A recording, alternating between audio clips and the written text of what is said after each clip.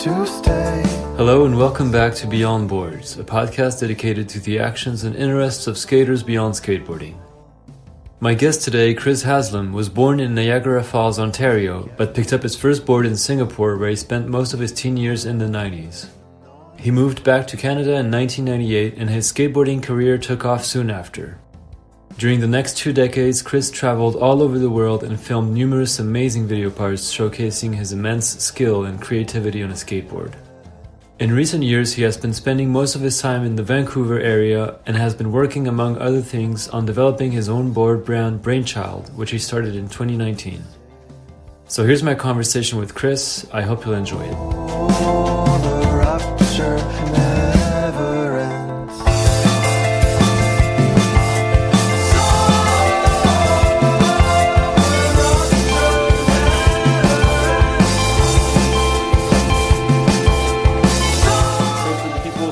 Super familiar with you. You were born, I believe, in 1980 in Niagara Falls in Canada, in Ontario. And so I saw that you lived in Singapore for a few years between 91 and 98 as a teenager. And that's where you started skating in 93 or 94, one of those years. Yeah.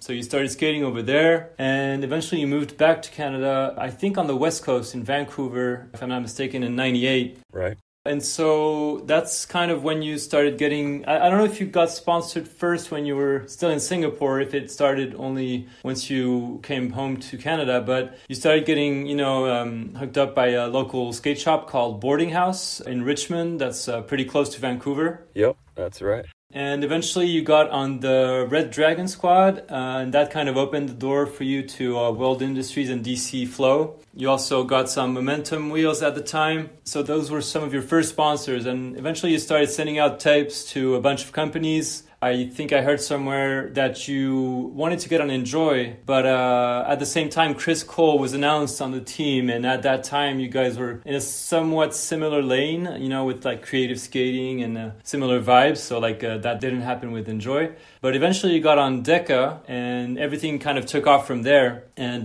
through Deca and going to the warehouse and meeting with all the team and day one and everybody, you connected with Rodney, who put you on Tensor trucks. After Deca, you transitioned to Almost, and in between there was a little stint with Artifact, which was a short-lived company, kind of draft to Almost, if you want.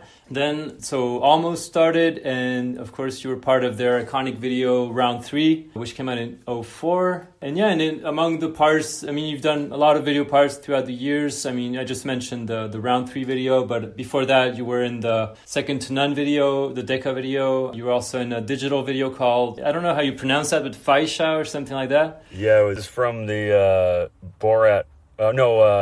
Austin Powers movie, Gold, Faja.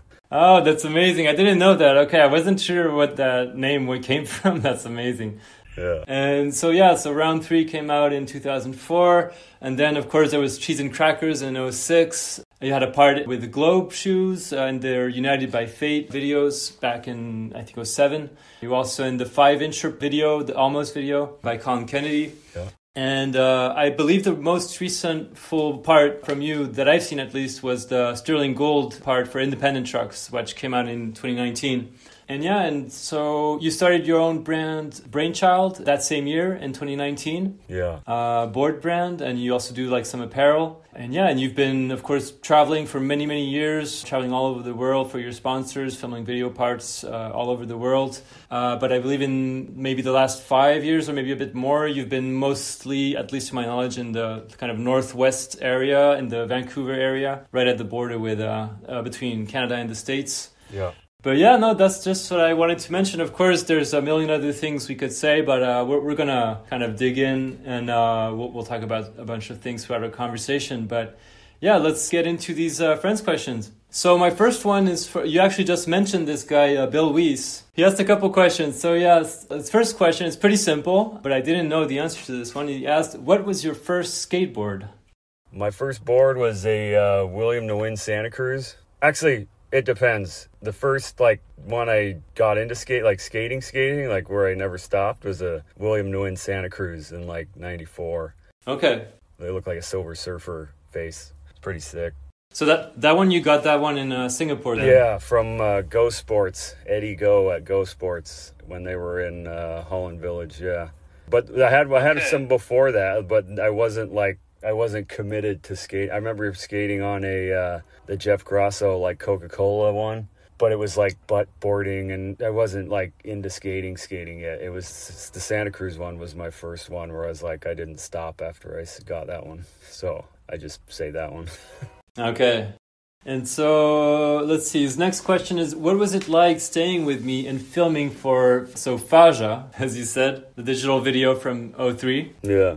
I mean, Weiss is a crazy guy. He's all these crazy stories about going on trips and stuff. And I mean, he's back then he was, I was editing my part with him, and he had all this footage of like, chicks with like, showing their tits and like partying and all this stuff. And I'm like, I don't do any of that stuff. So he put it together. He used to call me Van Haslam because I had like a crazy mustache at the time in the part, and he would call me Van Haslam, and he tried to mirror it with like hot chicks in the part, and he put that Motley Crue song to it. So like, he was a wild guy. I mean, he has hilarious stories, and some of them are like hard to believe, but I mean, he swears by them, which is, I have to like check with him sometimes that I actually heard the stories that he was telling me back then. But yeah, it was hilarious. I mean, I'm not much of a partier, but I'm definitely down to listen to him talk about it because he's got some funny ass stories. But I mean, he also, like, I remember one trip he was trying to tell me I was just about to go to Hawaii on like a Dakine trip, and we were trying to film for that thing, and there's like a ditch spot with like people do wall rides on it, but like I think Ali Boulala 180'd it one time with like Timberlands on or something. Okay. I don't know, wherever but I remember going to there, and his idea was for me to like try to do something over this wall that's like 15 feet away, and I tried to 180 it, and I bruised my heel, and then I had to fly to Hawaii, and I couldn't skate at all. So that was the last time I listened to any suggestions he ever had about my own skating. You were done after that. Yeah, I was like, dude, I'm not doing this for you anymore. You're too crazy, man. He would always call them digital miracles, because for some reason he would find these guys that would like do the things that he would suggest. They do like crazy handrails or like crazy stuff, and he'd always put them in the digital videos. He'd call them digital miracles. So I think he was always trying to chase those, and I wasn't in that sort of same mindset. But no, he was funny as hell, man. I like Bill. He's hilarious. Yeah. He's hilarious. Okay, and his last question is, what is the hardest trick you ever filmed? I'm sure there's a million things that must come to mind, but do you have one that kind of sticks out? The hardest trick I ever filmed. I mean, some of the hardest ones some of the ones that have taken me the longest aren't even the ones that you would have imagined would have. And if that's what he means, I remember trying to frontside heel flip like a 4-block in Vancouver, and it took me a week, every day for a week to do it. And then, there's some like, I remember one in the Transworld video I had that Carson Lee filmed from San Jose. It was in Sunnyvale. I did like a half cab nose grind, nollie big heel in to the quarter pipe, and that was like every Wednesday for like 4 weeks, I think, for like 4 hours, 5 hours a day. And it was like maybe 1,000. I think it was like 997 tries actually. But it's not like anything. I mean, they're all of them were a nightmare. Like, all the tricks were nightmares. That's why I only did them once. But I remember that one sticks out in my head as like one I had to battle for, was the half cab nose grind nollie big heel. But yeah, I mean, as you said, like 1,000 tries is no joke. Like, that's a commitment right there. So the next question is from Danny Gonzalez. Oh man. I hit him up because I noticed I think it's in round 3, you do a trick that he's done, I believe in his globe part back in the day, the kickflip 1-foot nose manny. Yeah. Which I guess was probably like a tribute or like a hint or something. And so he asked, if you had a time machine, what were your favorite years in skateboarding you'd like to go back to? Well, to me, I lived the best years in skating, I think. To me, that's how I feel. I mean, I got to skate with guys that, I got to skate with Rodney. I got to skate with like dudes like Grosso, Massoy, and I also got to skate with dudes like Nija. And, I was a part of the boys that were filming the Tilt Mode Army stuff. I was San Jose guys at the time. That was amazing. Yeah. So, I mean, I feel like I got the perfect time. I mean, obviously the money was coming in not really huge waves, but there's like a 5%er, but it was decent. And I got to see a lot of good skating, and I got to live and travel with a lot of sick people, and and continually to be part of like progressive skating and pushing the boundaries to where it wasn't near-death experiences like it is now. So I think I personally, I mean, sometimes I wish I was in the world days in the early 90s just to be a part of that like first wave of like day ones and Kareems and all that stuff. I mean, that's awesome, and it would be real sick to have those stories. But I have my own, and I was I made tons of friends where I was doing it, and it was way bigger. Skating was way bigger than it was in the 90s, and I've made a lot of good friends and had a lot of good experiences doing what I do. So I think I lived the best one, man, to be honest. So it maybe the early 2000s again. I mean, style-wise, it was kind of crazy. I mean, but just experience-wise of being around everyone doing our thing was really rad. I mean, I wish it had the style of the early 90s, but with the experiences of the 2000s is kind of what I want. But no, good times. 2000s was pretty fun. Okay, the next question is from Colin Kennedy, who made the 5-incher video for Almost. Yep. So he said, ask Chris his thoughts on Artifact, Day One's short-lived board brand between Decca and Almost that I helped out on as creative director. We had a specific look in mind for the ads, and I remember taking Chris to a spot for his ad. Yeah, it was definitely a different kind of aesthetic we're going for. I mean, the logo is weird. Everyone thought it was like 3 dirty socks on a coat hanger or something. I don't know if that stood for me, Day One, and Coop. I don't know where that thing came from, but keep in mind at this point, I was just still like, I was glad just to be a part of stuff, like I didn't really pay attention to, developing a brand in a certain way. I was just concentrating on skating and having fun like that. So even the brand itself, I had like no say in at all, but it definitely had the Colin, because the ads we would shoot were with Seu Trinh were like very photo based. There was no like, we tried to do very minimal like names and brand naming and all this garbage on it. We tried to make aesthetically pleasing looking photos, which was really sick. I mean, I kind of liked how that was going, but I don't think the brand had any legs on it though. So much like Decca, Decca didn't. I mean, apart from the team it had, I don't think it had that many legs either. I mean, it was very. I never really saw any sort of like sense of identity with Decca. It was just being with the guys and skating with the dudes and the names they were on, you know what I mean? So Artifact was just like a way of, it was me, Coop, and Day One, and I felt really sick on it because it was like just us 3 guys. But if it wasn't for like, Rodney leaving Enjoy and wanting to do something, I don't think we would have put anyone else on. So if it wasn't for Rodney leaving Enjoy and talking with Day One about potentially doing something together, and I'm assuming he's like, I don't want to be a part of Artifact, but I'll do something else.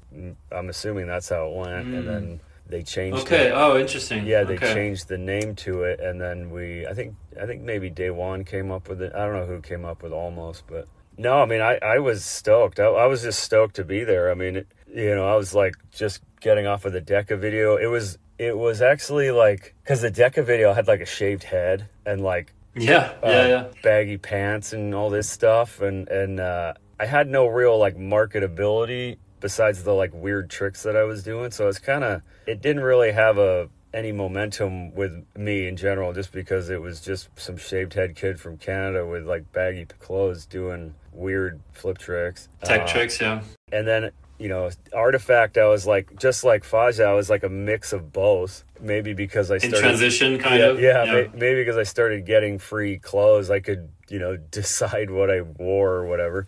So it was like a transitioning period between Decca and Almost. And then once I got on Almost, I kind of was this, like, they marketed me as like some Sasquatch looking dude because I was all hairy. So there was like something to hold on to, and, like, something to use, So Artifact was cool. I wish I had some boards still. I wish I had Decca boards still too, but I've been looking online for Artifact boards, and it's like impossible to find new ones, like the people that saved them, because it was I think it was like 6 months or 8 months or something. Yeah, it was very short-lived.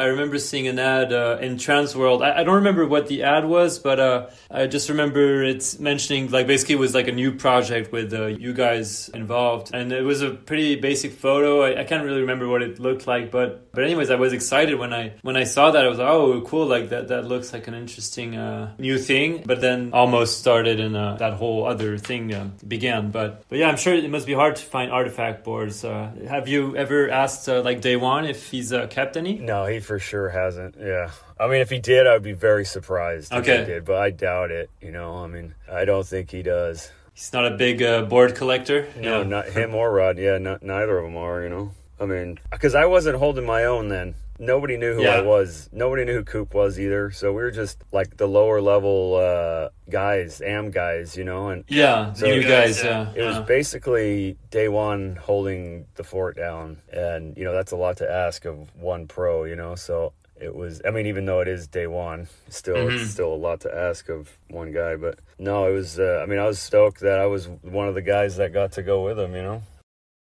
Okay, so the next question is kind of a good transition because this one is from Greg Lutzka. So Greg asked, what was your favorite part of writing for Almost, and what was it like filming for round 3? And how long did it take to film your part?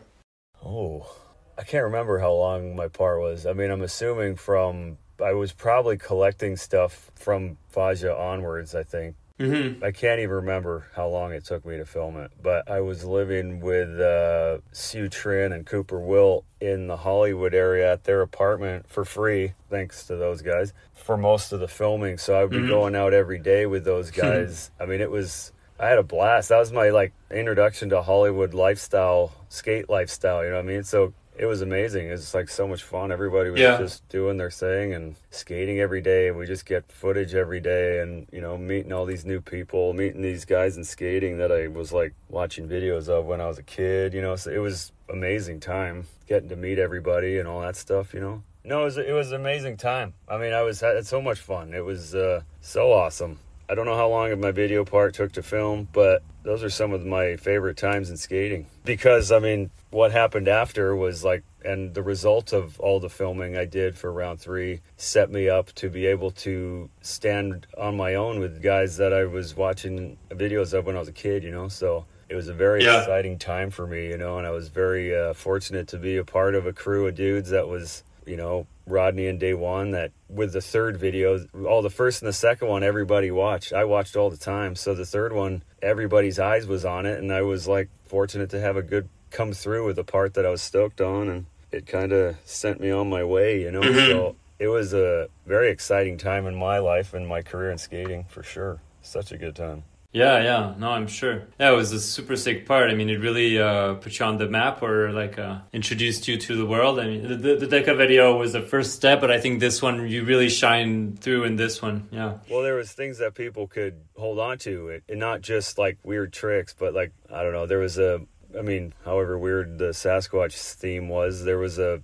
marketability aspect to me now that wasn't just some weird Canadian shaved head, like, running kid, you know? Yeah, so... It was, more coherent. Everything, there was like a total package there that could be used for something. And I mean, they gave me a big opportunity and I tried my damnedest not to ruin it. So I worked real hard at doing some of those things. And oh yeah, I'm sure. And I was glad people liked it. I mean, it was really fun time. Yeah. I'm not sure if I had the DVD or if it was still a VHS, but I remember watching that one on repeat when I was, what year was that? 2004? Yeah, it must have been 17 or 16. But anyways, yeah, it was, the whole video is amazing, but your part being the first one and everything really set the tone and was interesting and different with creative skating, and the Cardigans song was like an interesting choice and stuff. I was wondering, by the way, was that a choice of yours or was that the guys who made the video who selected that song? No, I mean, so when I was in that Hollywood house with Coop and Seu,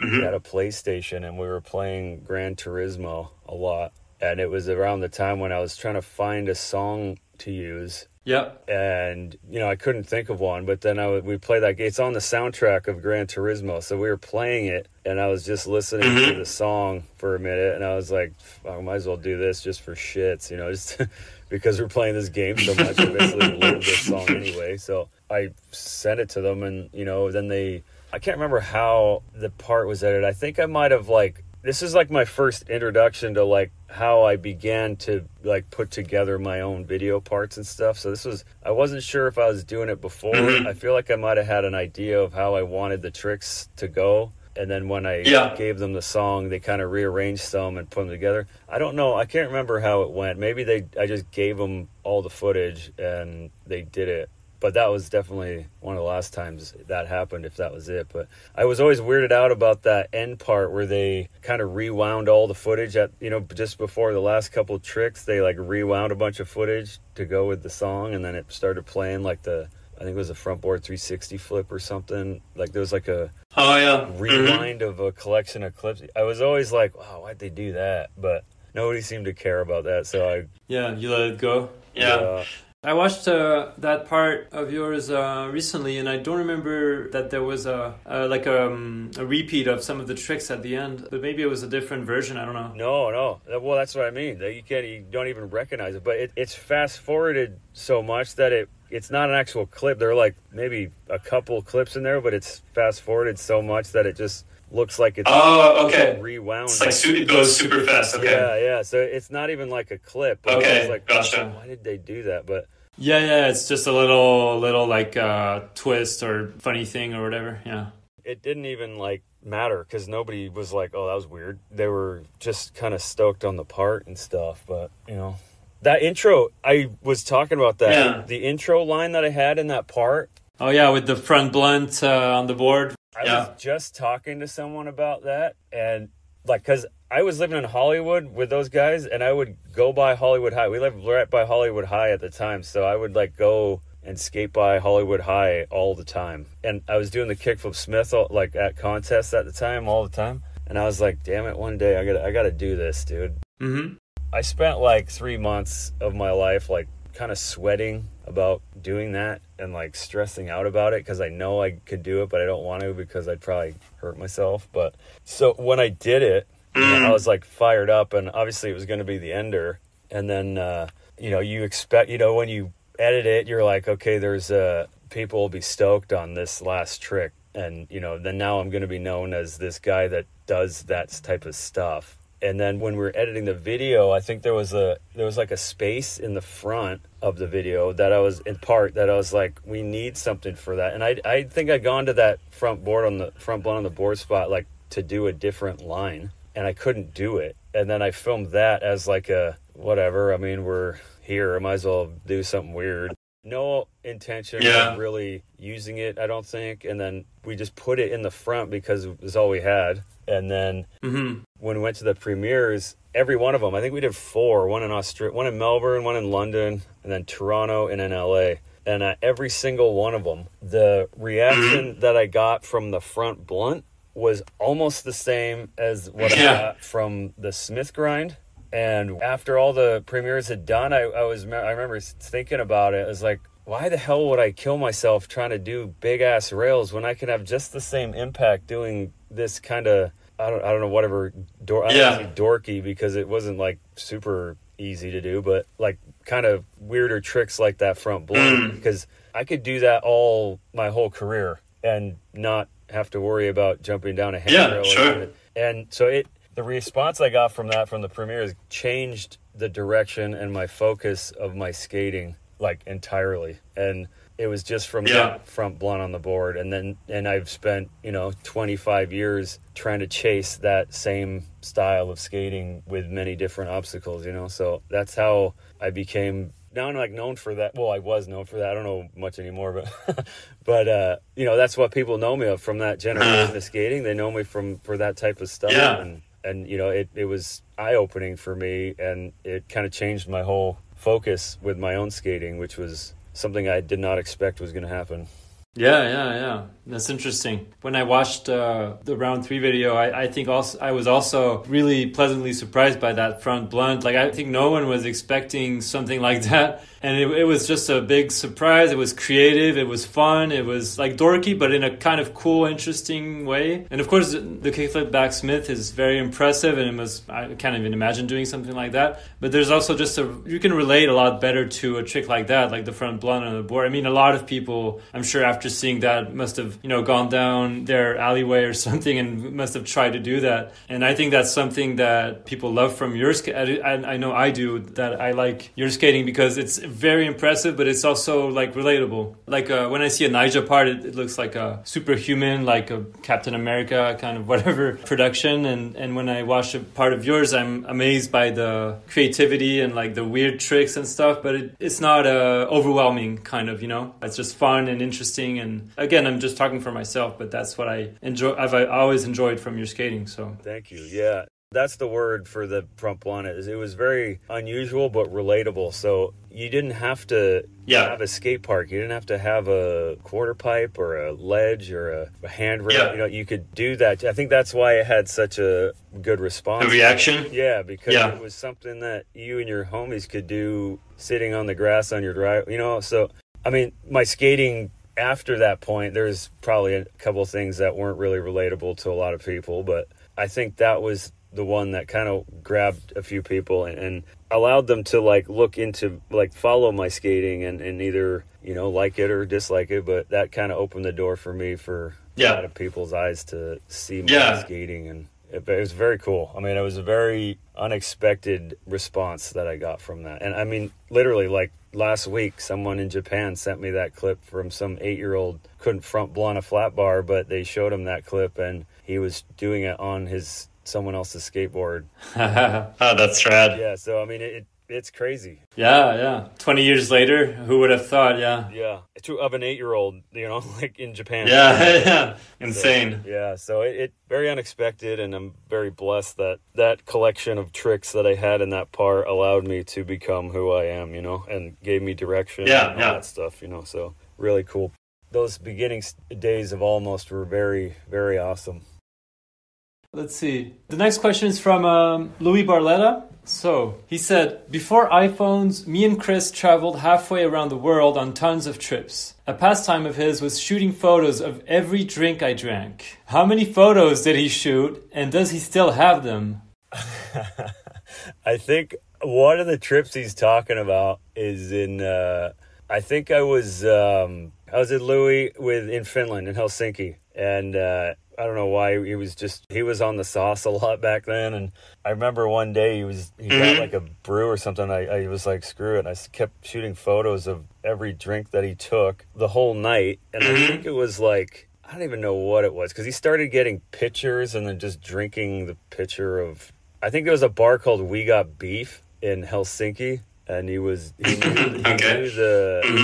the bartender, because he would go, that was his secret. Helsinki was his secret city he would go to, and nobody else would, no pros would go there. He would just be there hanging with his friends and stuff. I think he moved there for a little bit, so he knew the city, and I was just there randomly for some reason. I think I was I went somewhere and was just screw it, I'm going here. And I was in the bar just hanging out with nowhere to sleep or stay or anything. And I saw him in the line. I think he was kind of bummed that I was there. He's like, what the hell you found my secret place? You know what I mean? But he was chill after. And then we started hanging a lot. Then when we were chilling in Helsinki, and I kept shooting photos of all these drinks. But dude, I don't even know. 40? I have no idea. He got sloppy and started drinking the pitchers, so it wasn't like a per glass thing anymore. It was just chug. I think he went to the casino too, at the train station, and won some money. And I don't know if I have those. I should look, because I had a storage unit here, and everything that I owned got stolen because some idiot cut the lock and stole it. So that all of Louie's photos of him boozing might be somewhere else. Yeah, I have to check, but no, he must have had over 30. And that was just one. There's Barcelona, there's Belarus, there's, Finland, probably multiple times, actually. San Jose, super fun. I didn't get to feel the hangover, so funny. I was the only one that was normal the next day. These boys were, and those Finnish boys know how to put beers back, that's for sure. Yeah, I think I heard that somewhere that you don't drink. I was actually curious about that. If you just never were interested and never got into it, or if you quit. I'm just interested because I'm sober myself. I've been sober for 4 years, but I was an alcoholic for a long time, so I had to quit kind of. So I was just wondering, like, how come you were not drinking? I never really did. I mean, growing up in Singapore, I was always like preoccupied with other things, and then just the taste of it and the smell of it just didn't suit. So I just never, to this day, I never. It was like 3 or 4 times in like year 2000, maybe, in like a 1 month period, maybe, that I tried a few times, but then I was like, this is terrible, like the worst. So I just stopped. Good for you, because a lot of pro skaters have gone different routes. So yeah, you escaped that one. Yeah, fortunately, yeah. This is just a question for me, a side question, but I mentioned earlier that you were trying to get on Enjoy before you got on Deca and stuff. And I was wondering if you ever contemplated getting on Enjoy after you left Almost. Because at least from my perspective, I could have totally seen you on Enjoy, like your type of skating. And like we just mentioned, you were good friends with Louie and probably still are and stuff. And so from an outside perspective, it looked like Enjoy would have been a great home for you. And I was wondering if that was ever on the table, kind of, if you ever knocked on their door or the opposite, or was that ever kind of considered? Yeah, I remember meeting Louie at a restaurant in San Jose once and just kind of shooting the idea back and forth with him. I think at the time he'd just kind of taken over the reins there, like since Eversoul and those guys released. Oh yeah. I think that was around. I mean, he might have been doing it a little bit before too, but he was like leading the show at this point. And right. We were talking about it, and I think he had a focus on the guys that he is doing. I think he was putting a little bit of effort into like maintaining the guys that he had and the new kids that he was coming up. And I like, me and Louie have a relationship, so I didn't want to like kind of get in there and like kind of compromise it. Yeah. Compromise the situation, because it would take a lot of effort. I don't know how much effort. I don't know, maybe it wouldn't have, but to kind of rebrand me from Almost, like where I was at Almost and where do I fit in with the guys that were at Enjoy, and I didn't want to like step on anybody's toes, and like I was very conscious because they're all my homies, like I don't want to who's in the top of the peck, that sort of stuff, and it just didn't like. I just felt like it was probably best that we just I could do my own thing. And besides, by right now, like maybe a couple months after that, I was really just thinking about like what exactly am I looking for with skating now, because I've accomplished everything that I've ever dreamed of in it, so I just felt like it was best that I just concentrate on whatever I was doing, and maybe something new would come out, so we kind of just left it at that, and it did what it did. So there's no hard feelings, but yeah, I did think about it for sure, and I know he did. But we're just very conscious of the other guys, and I didn't want to like step on anybody's toes or bring in any sort of, not that I have an ego, but bring in any sort of like another thing for him and me to deal with. So I just left it, which was okay. I mean, they seem to be doing pretty good. Well, maybe not Enjoy now, but Jacuzzi or whatever they're doing, so. All right, so I have an audio question. I'll have you listen to it. All right. Let's see. Hey, Chris, what's up, man? Joe Perrin here. Long time no see. I got a question for you. You're filming a street line, and you have to choose one of these faux pas to do in the middle of the line. Which one do you choose? A, you do a power slide in the middle of the line, and it's not a downhill line, mind you. Or B, you do a body varial on flat ground in the middle of the line so that you can get to switch stance for your next trick. Which one do you choose? All right, my dude. Hope all is well, and I hope to see you soon. Peace. Easy. Power slide. One of the two. There's no body varialing on flat. That's forbidden. Well, you could do, it depends how you do it. There's a way of doing it. Like you could do like a Tiago type of transition where when you're pushing your front foot, I mean, even this people might not even like, but when you're pushing, your front foot will be like in the middle of the board. Mm-hmm. So you can technically do like a fakie Mongo or a Mongo to put your foot on in front, or you put your foot on in back, because it wouldn't I've seen Tiago do that. I mean, again, there's like, Tiago can do it. A lot of people probably couldn't get away with it because it would look weird. But Yeah, he gets a pass. yeah, so if you have that sort of, if he's talking about me in general, I mean, I wouldn't film a line that would require any of those in the first place. But if I like had to choose one of the two, it'd be the power slide. Okay. I have like all sorts of weird, I mean, when I would film stuff, it would be necessary to, or any unnecessary thing would not be in there for me. Mm-hmm. I don't film off the whim like you know, guys like Buznitz and Clark Hassler and all these dudes. They just go, and whatever happens always looks so sick, and it's you know, their whole thing. I can't do that. Everything is like pretty much planned. Mm-hmm.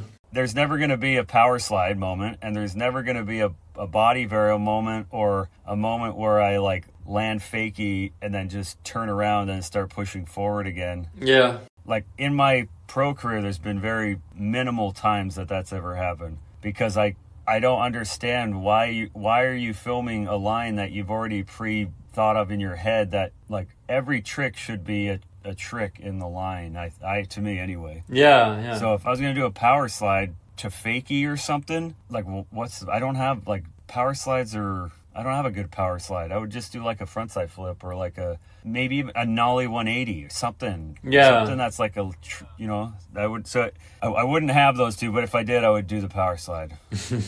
Okay. Yeah. Joe helped edit my Sterling Golden. part. Yeah. That's what I yeah. saw. Yeah, exactly. Yeah, he's a good friend with the boys in Santa Cruz. Yeah.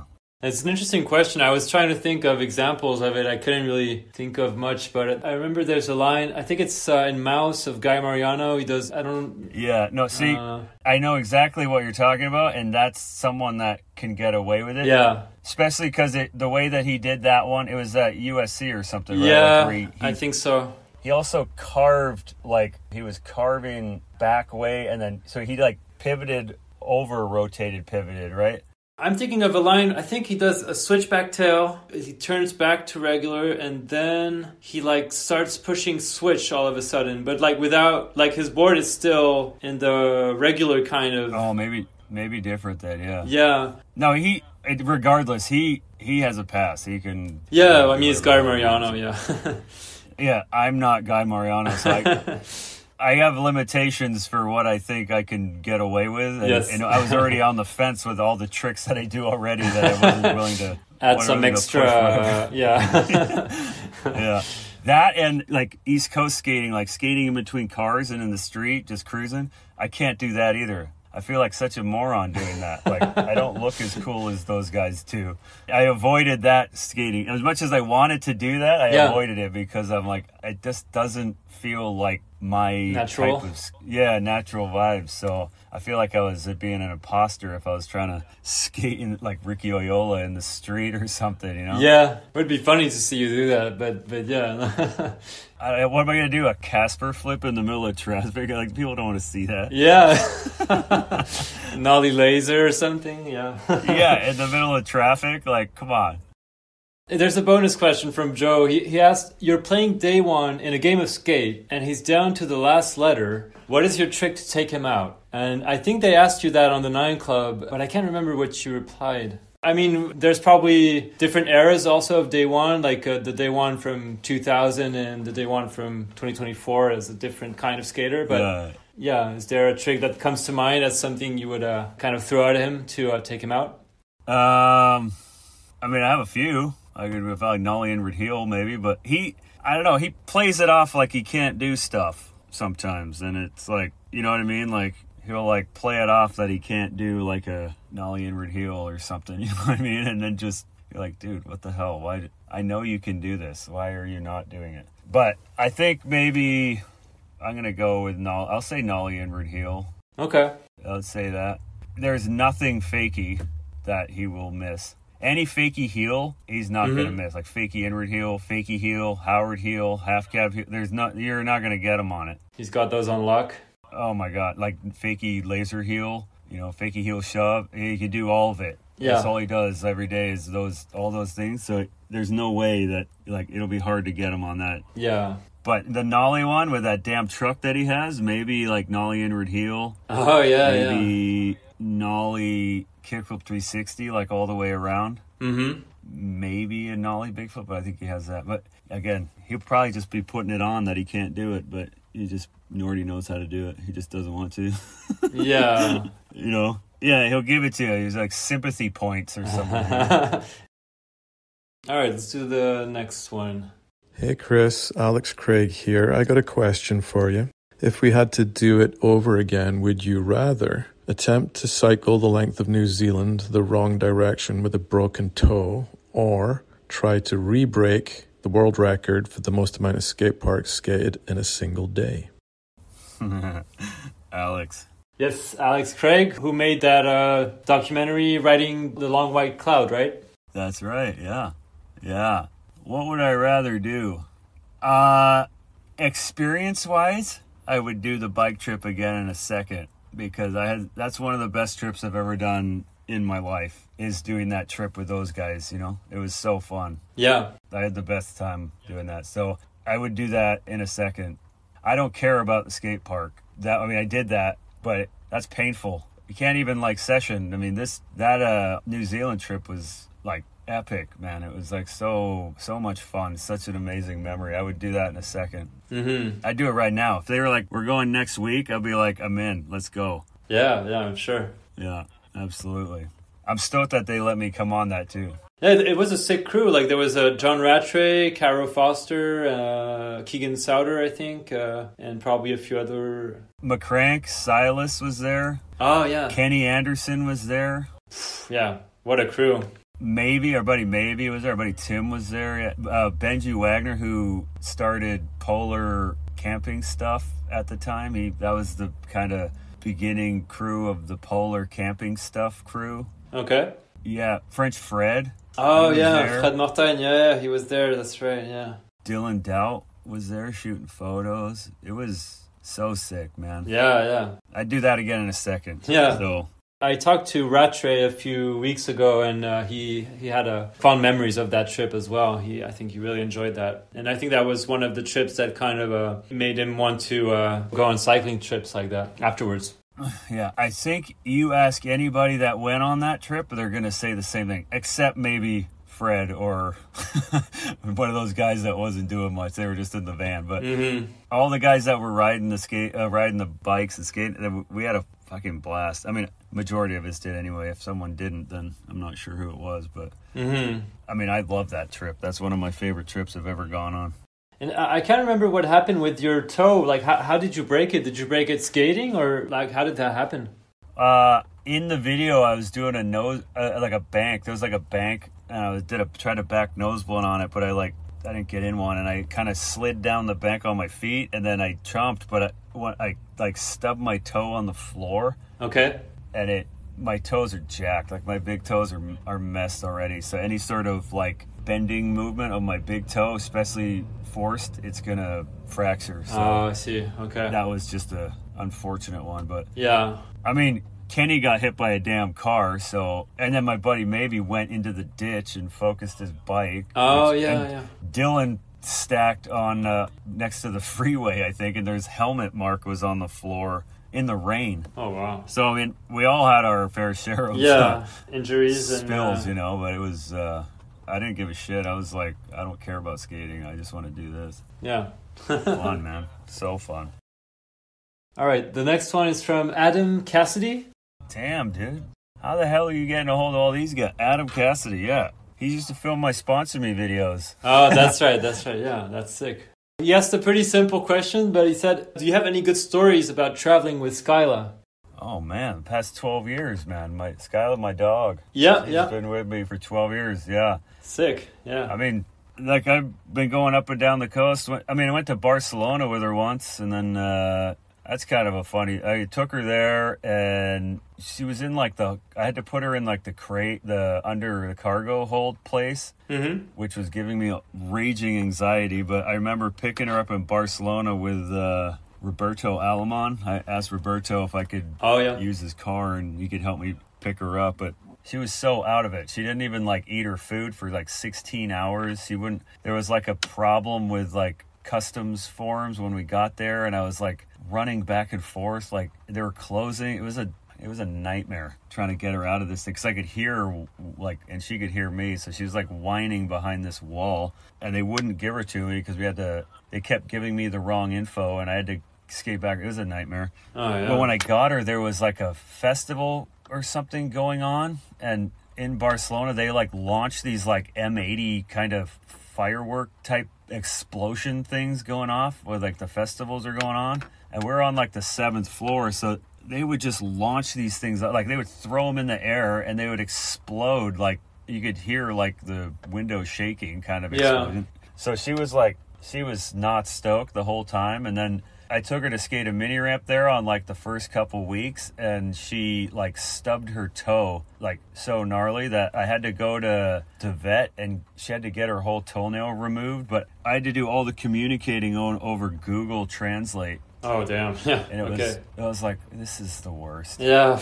Yeah. And so she ended up having to wear like a bandage and like a little cast for like 3 weeks. And then she had such a brutal, because the bandage was pressing her, whatever that thumb claw is that's on Dogs' front legs, that was being pressed into her skin. So when I took the bandage off from her toenail, there was this huge scar from that ripping. So then I had to go get that checked out.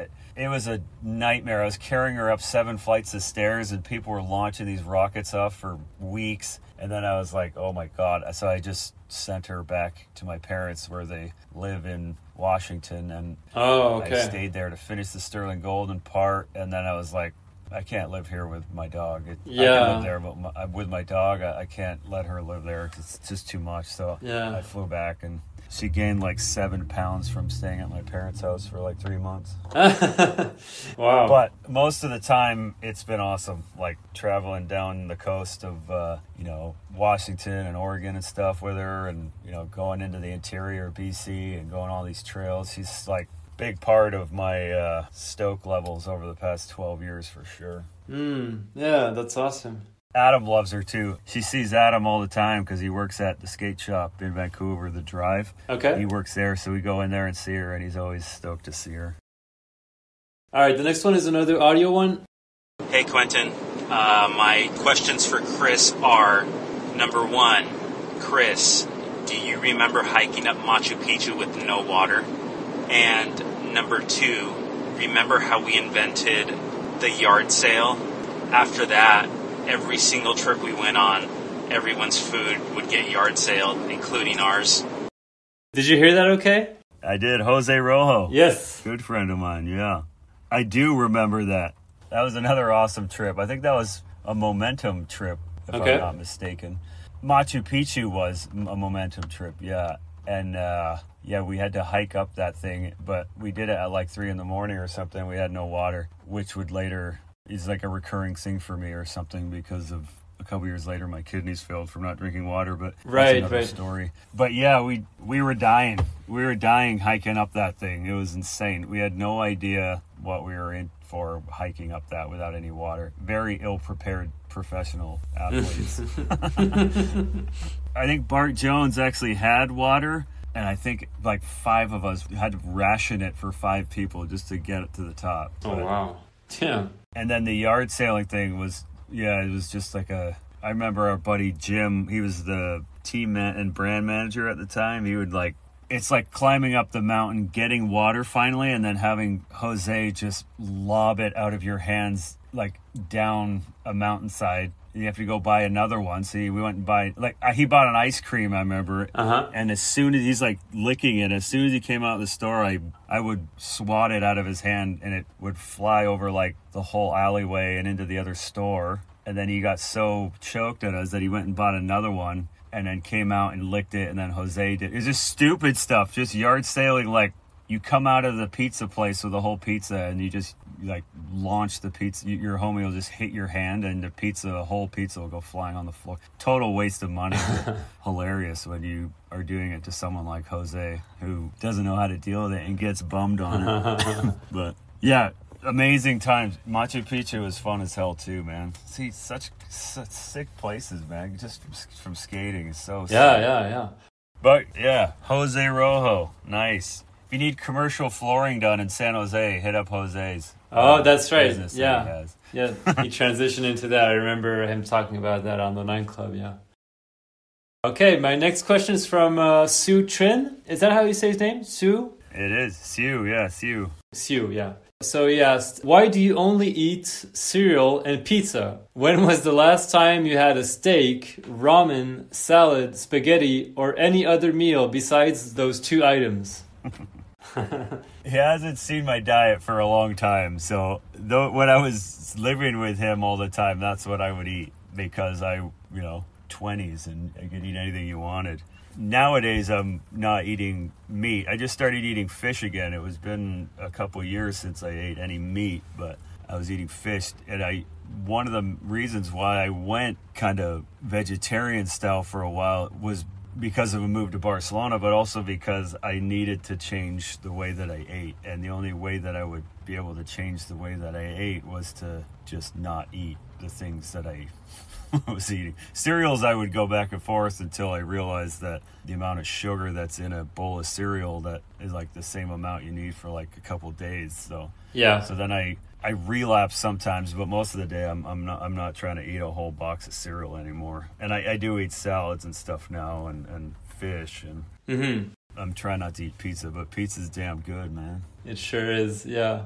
My buddy Signe, who's Musqueam in Vancouver, his family's a fishing family, so he gives me like Atlantic king salmon, and I give him boards. That's funny. Okay. Yeah, I started eating like fresh Atlantic king salmon, which is amazing. So that's kind of what got me back into eating fish again. Okay.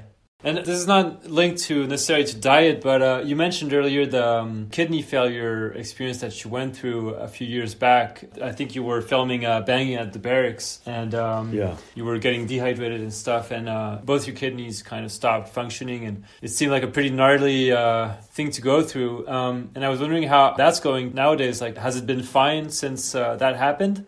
Yeah, there was the thing I had was the only one that went back to normal without having to do like a replacement or like dialysis for an extended period of time. So it's all back to normal, yeah. Okay. Yeah, it was like the 5-incher time. Filming a Banging at the Barracks, yeah. Right, okay. But now it's like under control and you can like live a normal life and you don't have to worry about it? Yeah, it was very fortunate to just be what it was, because and I had no idea either. It was like one of those first times when you're like, oh, I'm not an invincible teenager anymore. Yeah. So it was just one of those moments, yeah. Mm-hmm. But fortunately it went away. Okay, so let's see. I have another audio question here. All right, I guess here's my question for Haslam. Cheese and Crackers was one of my favorite videos. It's so sick. I feel like Plan B mini ramp sections in those few videos they did were like some really, really good mini ramp skating, but then Cheese and Crackers with you and Day One took it to like a whole nother level. So my question is, there's a ton of shit in there that like looks like it was a one and done trick. I was semi-proficient at skateboarding at one time in my life, and there were a few tricks that I definitely like filmed once and was like, fuck, I'm never going to do that again. So was the stuff that you did in there, did you have any of that on like lock, like some of those weird funky tricks, or was it just like, I'm going to try to do this trick and then once I land it, I'm never doing it again in my life? I mean, I've definitely seen you do some stuff in person, like at the Globe mini ramp contest in Australia where you did like blunt triple flip and a bunch of shit when we were doing cash for tricks. So I've seen you do other stuff that was stuff that you did in the video, but I'm just curious about some of the other mini ramp tricks. Anyways, that's what I got. Did you recognize who that was? Was that Rothmeyer? Yes, exactly. Jason Rothmeyer. Yeah. Much like my whole career and every trick that I do, most of them are a one-off. There's a few that I keep that are like, I can, come close to a lot of the time, like the blunt double flip and the front blunt late shove-its and even the blunt triple I can probably do. I haven't done that again, but I could probably do it again. But most of the other ones they're just not like a thing consistent. that I'm doing when I'm Yeah, I'm not a consistent at them, but you don't have to be. It just needs the one. And then you can move on to bigger things, you know? More different things. And it's much like my street skating, too. Like, all those things I did there were all one-off. One shots, yeah. Yeah, well, multiple hours of attempts, but one land. And then that's why I was so bad at contests. Otherwise, I probably would have made a hell of a lot more money. Yeah. Well, I guess it depends of the contest, because like I remember you talked, I think on the 9 Club of the, what was it called? 2-Up contest? Yeah. Those things, like, I mean, of course, it's very different than, I don't know, like a Tampa Am or whatever, but that kind of competition with those kinds of settings, I think you excel at that. Like if someone tells you, okay, you have this mani pad, or like you can just kind of configure it however you want, and you have like a day or something to film, and then you'll just go nuts. Kind of like with Cheese and Crackers, the settings were, okay, we have a mini ramp, let's get crazy, you know? And I think you excel at that. But I guess, putting together a run and doing a bunch of tricks in a row consistently, that's a whole other kind of skating, I guess, Yeah, I would not be able to hang with the street leagues or any of those. Yeah. Absolutely not. Okay, my next question is from Shawn from Leftover Hardware. Mm-hmm. He asked a couple of things. He asked, what are the best 3 nicknames you have given to other pros?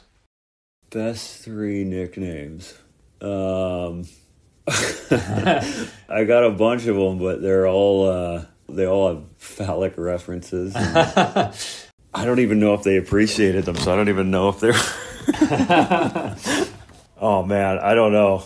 Some of them are pretty harsh. That's okay. Yeah, we can just move on to the next one. Yeah, some of them are pretty hard. Yeah. Okay. Yeah. Trying to save face here, Quentin. Keep your friends and not piss them off. Yeah. Put them on blast. You know what I mean? Yeah. So his next question is, what is one skill or hobby you wish you would practice more or had taken up learning? One skill that I wish I would have practiced more or taken up learning. I got a few, I think. I mean, the more standard ones was like, wish I played guitar more. Wish I learned another language when I had the opportunity. And then, more recently, there's a time more recently where I was like, I wish I spent more time bettering myself and dealing with things that I was going through, instead of just masking over it to deal with later in life.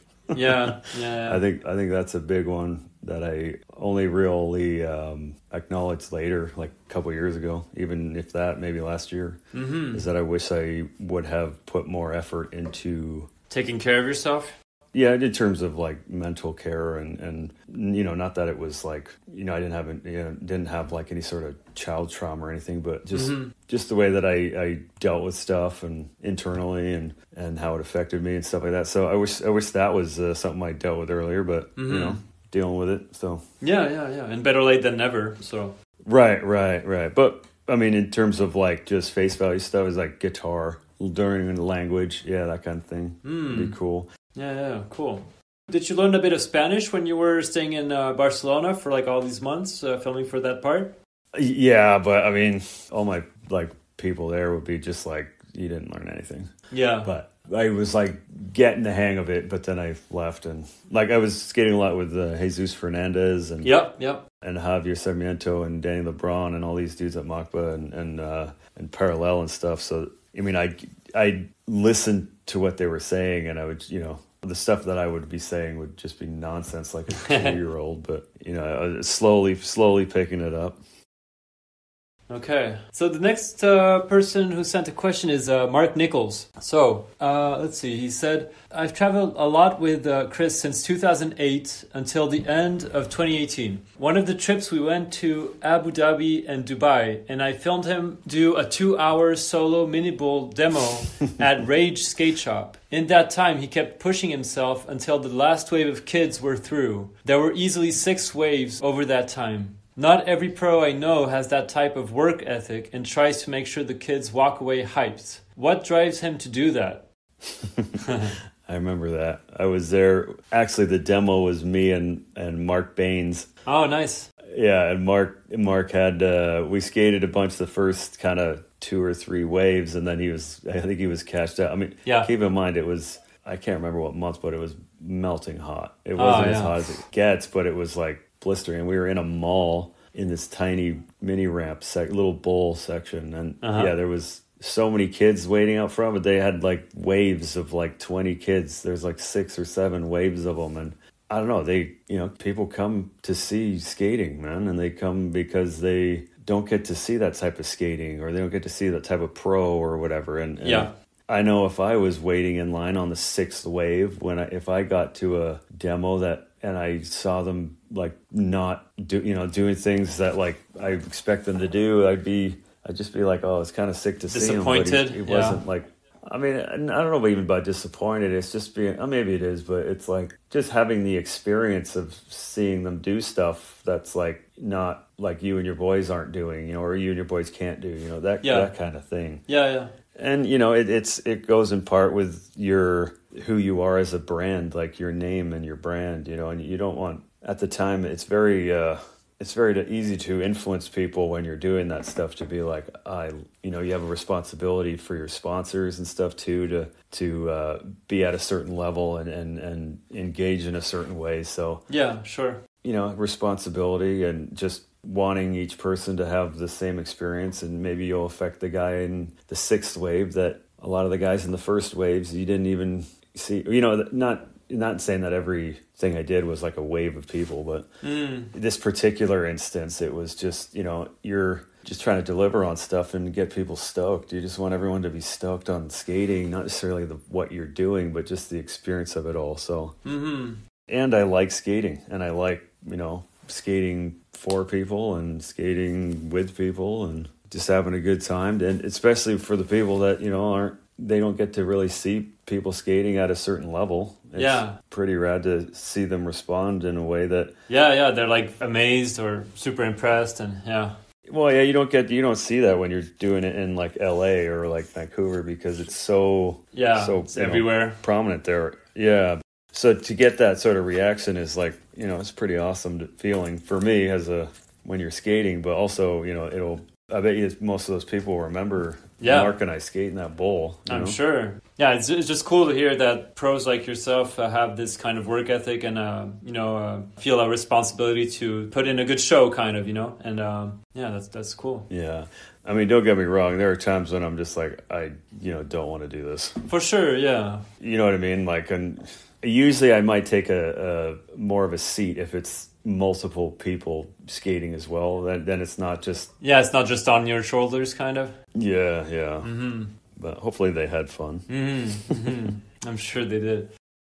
So Mark also said, people's reaction to meeting him have always been amazing to observe. What is the craziest spontaneous fan meeting for him? Oh, and he added something. He said, my favorite fan meeting was this huge techno DJ who got down on one knee like Chris was the Godfather at a party in Berlin when he met him. Everyone at the party then was wondering who he was after.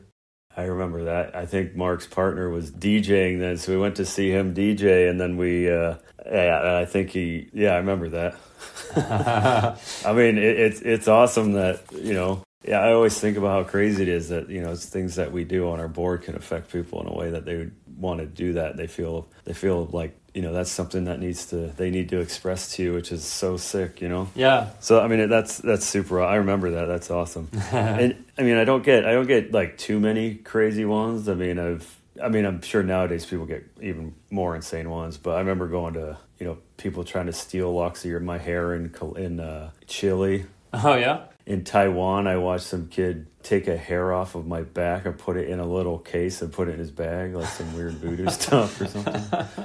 Wow. I was looking when the subway went into the underground, and the windows are like mirrors almost. Uh-huh. Yeah, I saw him do it. I was like, what the hell? What the hell? Damn. Yeah. No shocking ones. I mean, I remember going to Club 33 and Disneyland, like that club, you have the restaurant that you have to there's like an insane waiting list on it or whatever, and I remember like all the celebrities go there, like I think just before we were in there, Nicolas Cage was in there, but oh, okay. some kid from the back of the restaurant who was a cook or something. I'm assuming he risked his job to come out and tell me what my skating meant to him, because he's like, they're gonna kill me if they know I came out and interrupted. You know what I mean? Yeah. So, wow. It's just cool things like that. I'm not like I don't get too many crazy ones, but just some of them have been pretty awesome. Just to have that experience in general, Yeah, for sure. He mentioned another story. He said that you have another good story about meeting a kid in a small village outside of Liverpool when you were visiting family there. The kid posted he saw you out and about, and the forum went in on him until he posted the pic he got with you. Then they were puzzled beyond belief. As Chris would say, that's classic. Yeah, it's happened a few times, actually. Oh, yeah? That scenario of things. I mean, even just people see me, because I would travel a lot. That's all I ever did, was try to never-ending search of the new spot type of behavior, Yeah. So I'd end up in like, small towns in Russia, or like small towns in like northern England or Argentina, you know what I mean? Yeah, so they would always be like, they'd be confused about why I was there, or because there's no demos going on or anything. I would just be like, I'd be visiting my family in like Scotland or something, and somebody would. Yeah. It's not like you were on a tour or No. So it just random things like that. But every pro that would probably get the same type of thing. But just the fact that they were like stoked to meet me is pretty rad. I think it makes me feel good knowing that what I did with my life had impact on other people and not just myself, so.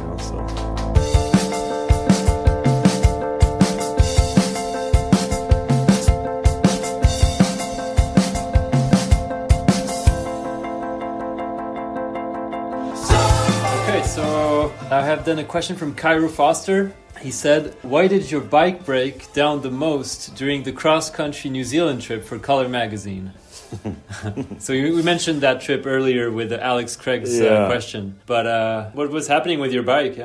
I don't know. Well, I hadn't ridden a bike in like years, and I bought a bike, and I literally bought it and shipped it to the address in New Zealand. So I literally started riding that thing for the first time the first day there. So I had no idea what was up. Maybe because it was a cheap bike, the damn chain kept falling off, or I kept getting flat tires or something. I can't remember, but I definitely had the worst setup there, and the least amount of riding in the last 10 years for sure. Oh, like experience riding a bike compared to the other guys, or? Well, I just knew how to ride a bike, but it was just not. I was not a bike rider. Yeah. Like going on long cycle trips and Absolutely not. Like the first day we did I think we did like maybe, I don't even know what we did. We never did over 100, I think, but kilometers. Okay. Uphill, I was just destroyed. But I think my bike was just. I bought a cheap bike, so I think it just kept breaking. Yeah. Do you remember which part of New Zealand you were cycling through? Was it the northern or the southern island? Yeah, northern part. So we started with all hills, which was insane. Yeah, that's gnarly. But the funny part is, Cairo was the first person to slam on that trip. I remember that he hadn't even left the first place, and he already ran into something and bailed. Oh, that's so right, actually, he ran into a post or something off of a sidewalk or something. And now he's giving you shit on this podcast. I know, man. You gotta get him on here, and I can talk about how he slammed first. You can ask him an embarrassing question. Yeah. Okay, I have another audio one here. Hey Chris, this is Jesus. How are you, man? It's been such a long time. I hope you're doing okay. I don't know what to ask you, because I will have to ask you a lot of things we haven't seen in a while, so I will just ask you a lot of different things in general, but I have to choose one question that will be like, from all your video bias that you put out along your career, which one you will think or you will say that is your favorite for you? Like, which one you like the most or you're happy with, And, oh, by the way, another one. How did you find out you can shake your eyes like that? Like when you do that crazy... Remember? You can shake your eyes like an earthquake. Anyways, I hope you're doing super well, my friend. Hey, Zeus. Yeah. Which one did I like the most?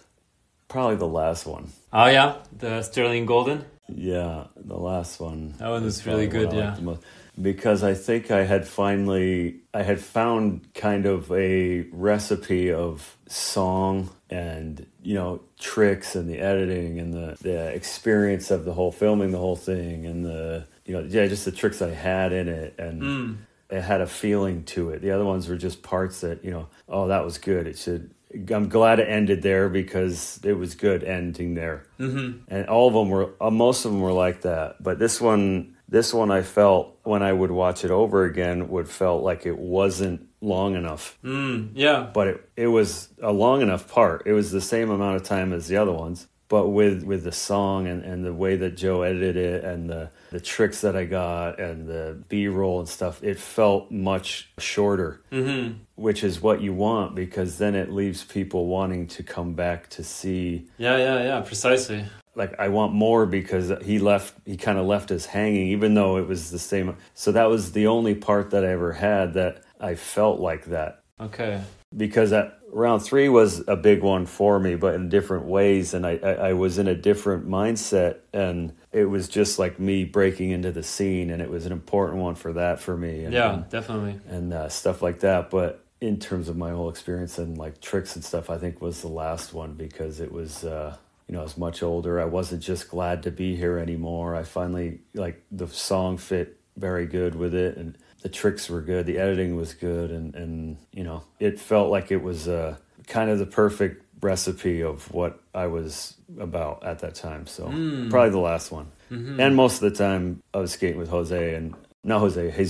Oh, and, all those guys up there. So I think Jesus is even in the video, high-fiving him at one of those spots. I think so. Maybe at the very end. I think those little bank spots. I gave him a high five because he was watching. My board had launched into the street once, and a taxi ran over it, and taxi guy came over and was losing his mind on me. So oh wow, I had Jesus stand there. Yeah, well, good thing he was there. Yeah. Well, I mean, it didn't matter. The guy was yelling at me in Spanish, and I couldn't understand. Yeah. Well, at least you had kind of someone to help you out that spoke the language and stuff, and could diffuse the situation.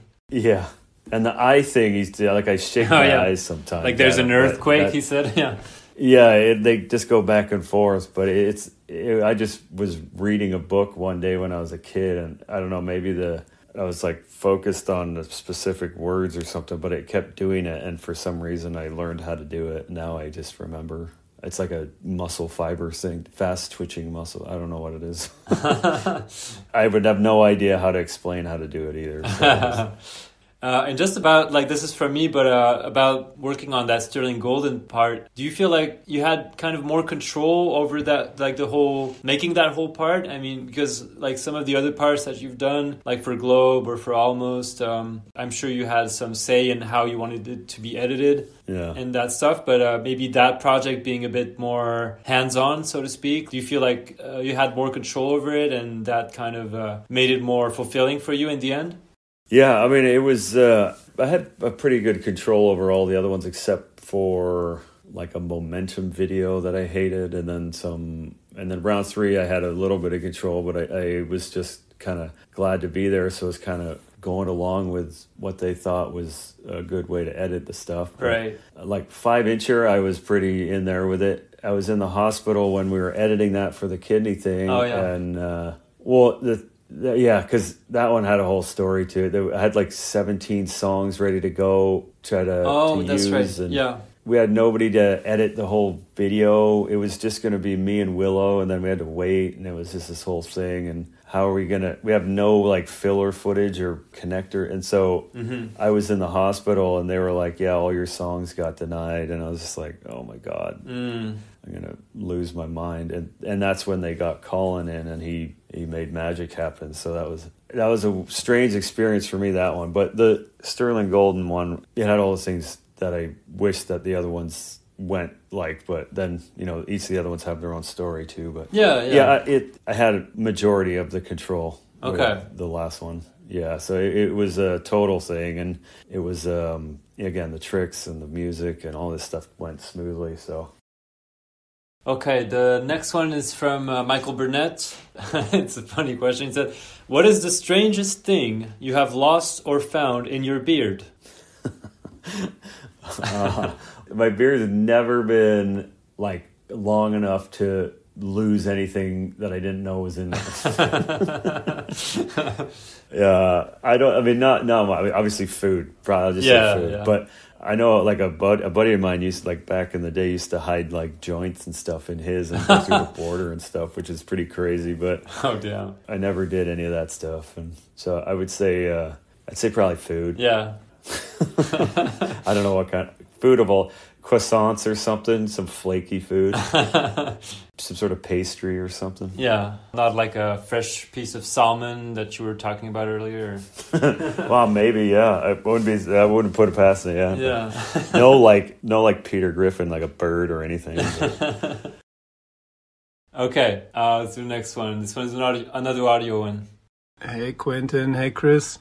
So 2 questions. One, with all this traveling you've done, Chris, is there a place that you feel most at home? Well, I mean, I'm sure there is, but I would like to know. And the second one would be, with all these crazy tech maneuvers you do, are those the ones that fulfill you, or what's the trick in skateboarding that gives you the most satisfaction? Thanks. Curious to find out. Looking forward to hearing the podcasts. Bye-bye, you guys. Have a good one. Did you recognize who that was? It's on the tip of the voice, yeah. Who is that? That's Jan Kliewer. Jan, I know it. Yes, Jan. Yeah. I was like, wait, who the hell is that? Yeah, I know. Yeah, Jan. He went to Abu Dhabi with us. Oh, okay. He was there. Okay. Yeah, him and Lenny Burmeister. Oh, yeah, his friend. Yeah, sure. Yeah. Yeah, Jan's one of my favorite skaters. He's the best. Honestly, he's one of the first guys when I watched skate. I was like, this guy skates like a man. Yeah. Like he's, you know what Powerful. I mean? He would front crook he was front crooking around this like ledge in Abu Dhabi, and I just remember watching him because he was doing the whole thing, which is like 15 feet or something, but it was like a curved ledge. Mm-hmm. And I remember thinking about it. I was like, damn, why does this dude look so different on his board? Yeah. He has a special energy to him or something. Yeah, he skates like a man, which is what I wanted. I want to skate like a man, but I do all the little tap dancey tricks. I don't know if you can skate like a man doing tap dancing tricks. But, what was this question again? What was my favorite trick to do? So yeah, that was kind of the second question. But the first question was like, with all the traveling you've done, is there a place that you feel most at home? Oh yeah, I mean, I guess Vancouver, Canada, Berlin with those guys, with Mark and Jan, and that was for a while. That was very comforting to be there and skating and just seeing those guys and just experiencing life there. And then, for a minute there I was going to Madrid a lot, like skating with the Welcome skate shop guys in Madrid was really awesome. Experiencing life there was really sick. But I think probably Vancouver, because that's where I'm basically at right now. Again, that's what drew me back, Yeah. So, I mean, I don't know if I was trying to hide that feeling or pretend like it wasn't there or just close my eyes and keep going. I don't know what. But it kind of drew me back, so... Yeah. I'd say Vancouver. Maybe it also feels more like home now after all this traveling. I mean, you've been traveling for many years, so maybe just this experience of being on the road for so long, it must be nice to have settled down somewhere that feels familiar. Yeah. And to kind of just have a more local and relaxed lifestyle after... I mean, I haven't traveled as much as you have, of course, but yeah, it must be fun, but it must be also a little exhausting at times. So it must be nice and comforting to be in one place, or at least in an area like you're doing nowadays. Yeah. Well, you definitely get used to traveling and what you like and don't like situations you like and don't like, how to do it. But I think just the fact that a lot of people in Vancouver I know from, like Adam Cassidy and these guys that I knew from before I was even sponsored, they're still there. So it kind of has like a familiar kind of feeling for me because it's all these old faces that I have known for decades. Yeah. Before sponsorship and before your career. Yeah. So, and they're all still skating pretty good. So it's just super fun to go and skate with these guys, and even just reconnecting with some guys I haven't seen in years, and all the new kids and people that are skating up there too. It's pretty rad. So it definitely drew me back a little bit. So I'm back up this way. The second part of his question was like the crazy tech maneuvers that you do. Are those the ones that fulfill you? Or another way of putting it is, what's one trick in skateboarding that gives you the most satisfaction? The tricks that I did over in all the video parts, they fulfilled a purpose for what I was doing. They gave me satisfaction and they gave me a sense of accomplishment and all that stuff, doing all that stuff. Sure. But I wouldn't say that those were the ones that I wanted to do every day. Yeah. At all. It's like when if you're a skateboarder, you get hurt for like 6 months, the best feeling you get is when you start riding your board again and can ride your board again. You eliminated all of these expectations that you had of yourself before you got hurt, and it brings you back to the base level of why you liked just being rolling able to around. roll around. Yeah. You know what I mean? I don't know if you've ever experienced that after being hurt or anything, but when you can start feeling like rolling around and doing ollies and stuff again, that feeling is amazing. But in terms of tricks, there's the old kick flip and the frontside flips I like a lot. Yeah. But when you get a good kick flip, it sets the tone of your day. That's why everyone does. If I got this kick flip right now, it sets the tone of my day. So I think kick flips are pretty fun to do. Yeah. I'd probably say that's the most satisfying when you do a good kickflip, because it's simple, it doesn't have to be hard to be a good one. It's a good feeling, like, when you do it proper, like with a nice flick and good catch and stuff. It's very satisfying. You can do them multiple different ways. You can, mimic people. You can do them on different things. So and it's not one of the hard ones. It's So probably the kickflip. All right, the next one is another audio one. Hey Chris, this is Joel from Push to Heal.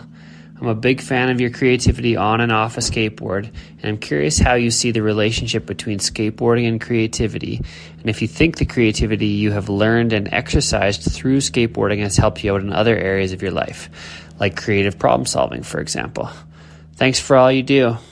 Joel Pippus, Yeah, from Push to Heal. That's awesome. Damn, man, you go through LinkedIn to get all these people? How do you find out all these people? I do my research. Your research? Yeah. No, I met Joel through Rattray and this thing in Vancouver they had, So my creative process and if it's affected, how it affected through skating, how it's affected me in other parts of my life, is that kind of generally what he was going? Yeah, exactly. Well, I mean, I can explain what I'm doing now that might give you an idea. Well, because I just met, I've been working with a Dr. Puya Azar from Vancouver General Hospital and UBC, and he's an addiction specialist doctor that deals with patients that come with opioid problems in Vancouver, and he's pretty reputable in his research, what he's doing, and we had recently. Most of his work recently has been like the clinical stuff, like coming in and dealing with it while it's already happened, and he has to, they have to try and like wean these people off the opioids they come in on or overdose or all this stuff. But one of his new ideas for research, because he skates as well, he has a history of skating in Vancouver. So one of his new kind of research things that he wants to get into is the idea of primary prevention of addiction using skating as potentially it's the first use case that he is. And he reached out to me because of Brainchild and what I do, and kind of I had a loose premise on mental wellness and stuff with Ben Ramers and all that stuff. So he thought it might be a good idea that, we do stuff together and see what we could potentially come up with. And so literally like last week, I did a co-lecture with him. I did 5 minutes of his 50 minutes lecturing to people at Harvard and Yale and Cornell and Columbia and NYU about this exact thing, about like skateboarding against addiction. Well, yeah, that's the basic concept, but it was like I have to explain what skating is to these people and what some of the attributes involved with it. And a lot of what I was talking about was the creative way that we look at our lives and look at the way around us, and the creative way that we look at our skateboards and what we do, and how our mindsets, affect our actions and the way that we interact with people, and what inspires it, and all this stuff, just about how our creative mindset is very important with who we are and how we express ourselves as a person through our skating, which is clearly going to be trickled into our daily lives just by how we creatively process our world around us, just because we're coming in at a different level, a different mindset, And so I think it has a huge impact on life outside of skating in terms of how you present yourself and the decisions that you make and the way that you look at problems that, maybe someone that has been like institutionally learned for so many years could not think of because their textbook, they learned from the books or something, what I mean? And I was talking to these guys, these doctors that have been doctors for decades, and just the way that they were responding to how Puya and Dr. Hazar was delivering and his information and his research and his mindset to his research. He has a skate background, so he understands, the idea of looking at a problem at a different way. And, it doesn't always have to be straightforward to get an answer. You can look at things differently and still get the same, sometimes even more effective result if you just look outside the box a little bit. And that's what you do in skating. You do that every day, even if you don't know that you're doing it as a skater. You're doing it all the time. So absolutely. I think it has affected me a lot. It put me in a position where a lot of other people aren't in, that don't skate, and it's put, just in terms of speaking for, I don't want to speak for Puya, but it's put him in a position now where he can affect people and have a reach to these kids as a physician and an addiction specialist, that if a skateboarder went in and his doctor knew and understood the life that he has, like 360 Casper flips, Puya can do 360 Casper flips. Like, he's a leading doctor in the addiction world, and he can do 360 Casper flips. He has a mini ramp in his living room, so he's going to have more of an effect on these kids that skate than your other doctor that just went to Harvard. You know what I mean? For sure. Yeah. And that's just, that's from skating. That's just how it is. And so I think skating very much so brings a different level of, I don't know if it's understanding or creative process to your daily life than many other things. So. Like Joel said, creative problem solving. I guess that's a good way of saying exactly it. Everyone believes that there's a specific way to do it, especially doctors. I've been learning doctors too, because they just learn and study and read the book. That's it. And there's like, it could be fatally crazy if you go on a whim. There's going to be all these protocols that you're going to have to deal with if you want to try and do other things that aren't in the realm, Right. And, Canadian and U.S. kind of health stuff is a lot different than each other. So Puya's been in a position up here to where, he's been able to use the Canadian system, which has different kind of guidelines than the U.S. So his research can be a little bit more extensive than those down in U.S. So, but it's clearly being effective because all these major places are asking us to go and talk about it. That's another thing. But the creative problem solving in skating, I mean, I think the world would be a lot better if everyone had that skate brain.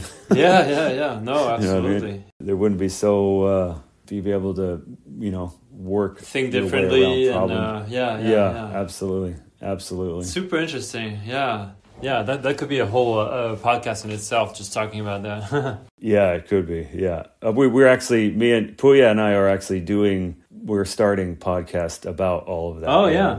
We've just done we just talked to a biochemist and a narcotics officer just from Vancouver Island. Okay. That was our first one, and just in terms of like talking about opioids and the production of them and how relevant they are now, and just how crazy life is and how easy they are to get and the damages and all this stuff. So that should be coming out soon, and it'll be posted on my social and stuff whenever we get it finished. So. I'd love to check it out, and I'll also share it when it comes out. That sounds super interesting. Sick. Awesome. And cool. so you're going to do a series of these podcasts, or? Well, yeah, that's part of our kind of agenda with the primary prevention stuff is we're going to do, we're doing podcasts. We'll be doing it with, skaters. I'll be able to reach out to my resources and get pros maybe to come on. And then he'll be getting like child psychologists, like biochemists, like scientists,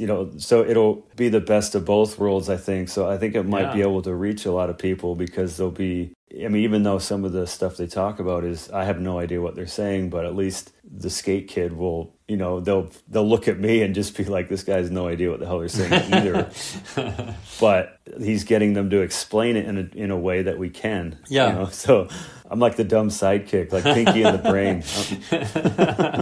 I like that. And then we're gonna make like mini docs too, like documentaries on people that we think have gone through a lot of stuff and that they want to show their story in a different way. We'll do like mini docs and stuff too. So we're gonna have a whole bunch of. We're gonna have resources. We'll have like resources that you can find by yourself, or if you need, we're gonna have all that stuff. So we haven't really put it together. Yeah, in it's a single spot yet, but it's a work in progress. Yeah, should be good. Hopefully, it'll be.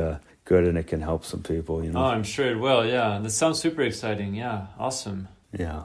I was just thinking while we were talking, I don't know if they ever approached you to do this, but the Ben Ramers Foundation, did they ever ask you to do like a smile piece like they do, with... No. They did a few with a bunch of people? Because I feel like you would be an interesting person for that. I would love to. I haven't got asked to do that yet. No, Ben was a good homie of mine, and I wanted to do more stuff. Like at the start of Brainchild, I was like donating some money to them. Yeah, that's right. Yeah, with some of the sales. I didn't get. I obviously, I'm selling like 100 boards. I don't have. Yeah, but I'm not making something. A killing off of you. But it's something, and I wanted to do something a little bit more official with them, but then I didn't want to step on Enjoy's toes because I know Enjoy was doing I couldn't give like a full. If I made a Ben board, I couldn't give. I would like to have given the full amount of everything sold to Ben, but then I'd just be losing money, So I had to just donate some, and I left that official stuff to Louie and Enjoy. Right.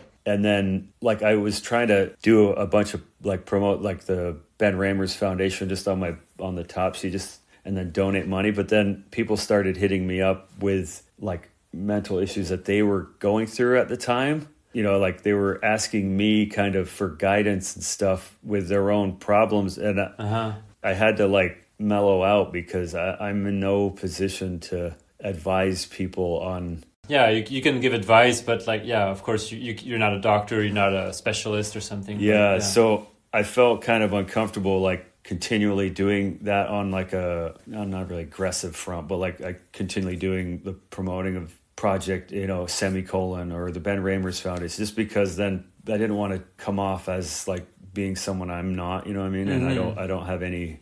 So I left. I kind of slowed down on that stuff, and which I always wanted to have the resources to be able to do more like that. So when I met with Dr. Puyazar and his team, I was like, I was the missing part for what they were looking for. And even though I was kind of leaning towards more of just a mental wellness type of vibe, the addiction side of it plays in pretty closely with that sort of stuff. So, sure. And he has all the resources and the knowledge and all this stuff and the team to do this part of it that I couldn't do. So I think we filled a void for each other. So it was, it looks like it. And I hope that it works. But I would be down to do a smile one. Maybe when this thing starts kicking off a little bit, I'll be a little bit more confident in my position in this thing. Yeah, but, on this topic sure. Yeah, because I've been fortunate not to have to deal with major people in my circles, major addiction stuff. So I've been very fortunate with that. So I'm learning so much from all these dudes that I don't want to come off like I know what I'm talking about just yet, No, I understand. Yeah. But, no, that's cool. Yeah, I'm glad Joel shared a question and that brought up this whole little bit. Yeah, that's very interesting, and I look forward to checking out everything you're going to be doing with this doctor and Yeah, I mean, Joel does a lot of good stuff too. When Yeah. I listen to him talking at Granville Island with Rattray, the skating and the science behind how it affects your mind and stuff. The stuff he was saying about that was amazing. Like I want to talk with him more about that stuff, because that was like some of my favorite stuff there. It's just being like, it actually does affect your brain differently. For sure. It's amazing. Yeah, it's so cool. Yeah. It's very interesting, all this talk that there is nowadays around mental health and skateboarding, and because I feel like when I was growing up, like in the 2000s and skating, I mean, it was not at all discussed as much. And nowadays it feels like there's a bunch of like initiatives or people that are, talking about it, and yeah, it's very inspiring. And yeah, I mean that was like my thing too. About there was that question of like about learning stuff about myself and stuff, like dealing. What would I hope to learn? That's all the same thing. I mean, I'm in the same. By the looks of us, we're coming almost from the same era of skating, where it was just brushed under the rug, like we'll deal with it later. Yeah, exactly. Yeah, I mean that's what I did. I mean, fortunately, my things that I was dealing with wasn't as detrimental or things like that in terms of my decision making. But we each have our own things to go through, and I brushed mine under the rug for years. Yeah. Maybe because I would use. It's whether or not I use traveling and skating as an escape. Yeah. And I allowed them to take over so that I didn't have to, work on myself, because I was living I was living in a fantasy land, man. I was like, hey, pro skating, you'd skate every day for like people pay you, you'd skate every day, and you go to demos, and it's amazing. Yeah, it can be very tricky if things accumulate that you don't have control over, and then you have to deal with them later, and you have no skill sets to do so. Yeah. It gets very tricky then, yeah. Okay, this next guy is Kirill Korobkov from Russia. Yeah. So he said, "Hi Chris, I've always loved how easy it was to get you to go on the road. You toured with us through very random places around Eastern Europe, like Bulgaria and Macedonia. And back then we always had very random crews of people. Your status was already way higher than any one of us, but you still were down to come and join. You even agreed to visit me and my friends in Cheboksary, where I come from. That was an absolutely epic experience. You skated our local mini ramp with Yura Renov. Why do you think your mind has always been so open towards new geography, new places and new people, even if those places were fully out and beyond standard vision?" Kirill. When I said Russia in terms of those experience, like Mark brought up, like that's where it was in Cheboksary and Nizhny Novgorod and Kazan. Like people would see me there and be like, dude, like, why are you here? yeah, exactly. Like in Cheboksary, like, dude, it's like, why close yourself to that stuff? That's amazing. Like skating has allowed me to do, like, why would you limit the possibilities of what skating brings you? Yeah, definitely. Like I never you have one opportunity, you have one life to live, like, and if you're going to get to do it for free, like, dude, I'm going anywhere you want. And I mean, I didn't have a significant other or kids or anything like that. I mean, I loved skating. I loved doing it. I loved traveling. I loved meeting new people, going to new places. I loved, like, it grounds you because, you find yourself vulnerable to just being where you are. Yeah. Because, you can't speak the language. So there's this sense of, like, you're getting humbled a little bit because you're like, oh my God, I literally can't communicate to anybody. And I'm in the middle. So it kind of changes. I mean, for me, it changed me. I loved it. I loved, like, being able to experience that stuff and meeting new people, because you never know what these people might bring into your lives. If it's like they could say something that could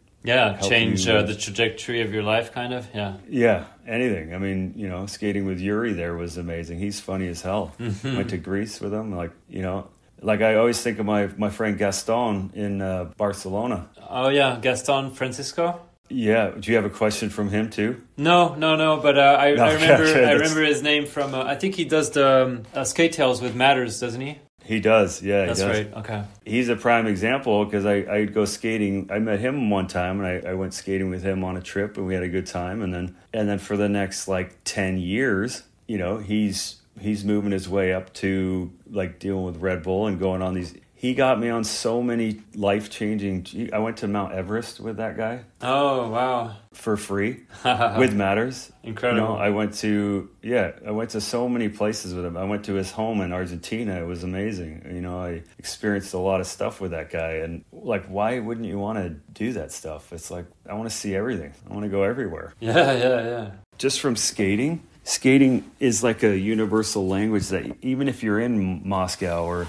Cheboksary or Montevideo, so anywhere, like you can legit have conversations with these skaters, and there's a connection there where you can have conversations for like 3 hours over skating, and you don't even speak the same language. You know what I mean? So, yeah. It's very special. You're all looking at the same thing. You're all in a different language. You're all looking at the same thing, talking about the same things, wanting the same thing, and it's why would you want to experience that with other people? It's amazing. So I never said... there's one time I said no, and that was when I think Skatistan had just started, and they wanted me to go. They asked if I'd go to Afghanistan or something, and oh yeah, okay. My parents were kind of not into the idea of me going there, so I canceled on them. Okay. And it was the only time I think I remember canceling on a trip that I wanted to go on because of my parents. I think they thought I canceled because of a girlfriend or something, but okay. It was my parents. But other than that,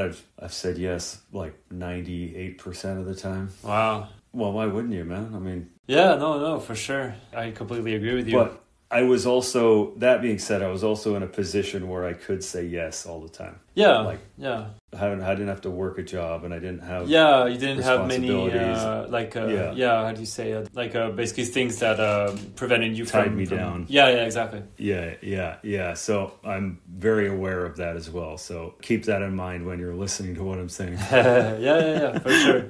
Yeah. Okay, this one is from Liam Searle. Yep, filmed some of the Sterling Golden stuff, man. That's right, yeah. He filmed the Crooked Grind Underflip and a few other ones I had. Okay. So he said, "Hi Chris, I hope you're keeping well, mate. Question for me would be, looking back across all your video projects, which would you say were the toughest to film or create for you, and why? And also on the flip side of that, were there any you approached thinking they were going to be a pain in the ass to work on, but turned out all right in the end?" I don't know about the pain in the ass one. I mean, later, as I got later into my career, when sponsors started asking for stuff at a quicker interval because of social media and stuff like that, that is when it started getting not fun for me, because I don't work like that. I don't work with just getting quantity. Mm-hmm. And at the end of when I was like by 2019 or whatever, it's just about quantity for social media, and then they forget about it. Yeah. And it's just continual quantity all the time. And that's why I don't post very often now, because I don't skate like that. I don't want...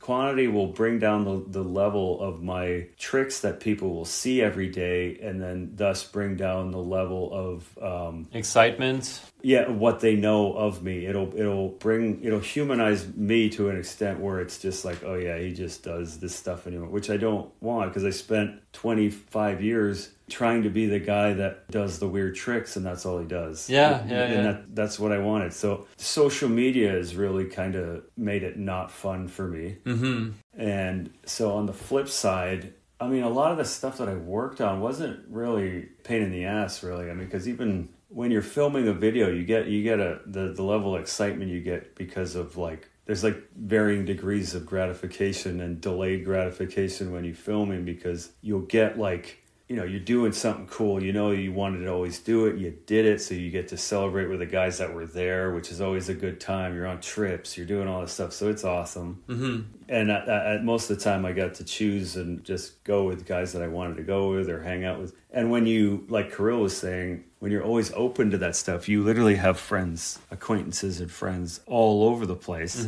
that will open doors for you in their country, all over, in their communities, to stay at their houses, to to skate their local spots, to eat the food that their parents cook or their girlfriends or they or whatever cook, and vice versa. If you meet a chick skater and the dude cooks, they could open doors in Uruguay or Peru or South Africa or something, that you could go eat their husband's food, that he's a chef, any sort of stuff. But Yeah, that's opening the doors like that is all makes all the stuff that I filmed and the parts that I made just a different experience in themselves, and they were part of my life like that. And I don't think I ever went into one. I mean, I always go into them dreading because I'm gonna have to spend hours doing each of these tricks for that turn into 3 seconds long. Yeah, lose your mind. You're like, yeah, because a lot of my stuff is very spot based. I mean, I have a certain skill set in terms of what I know with tricks, but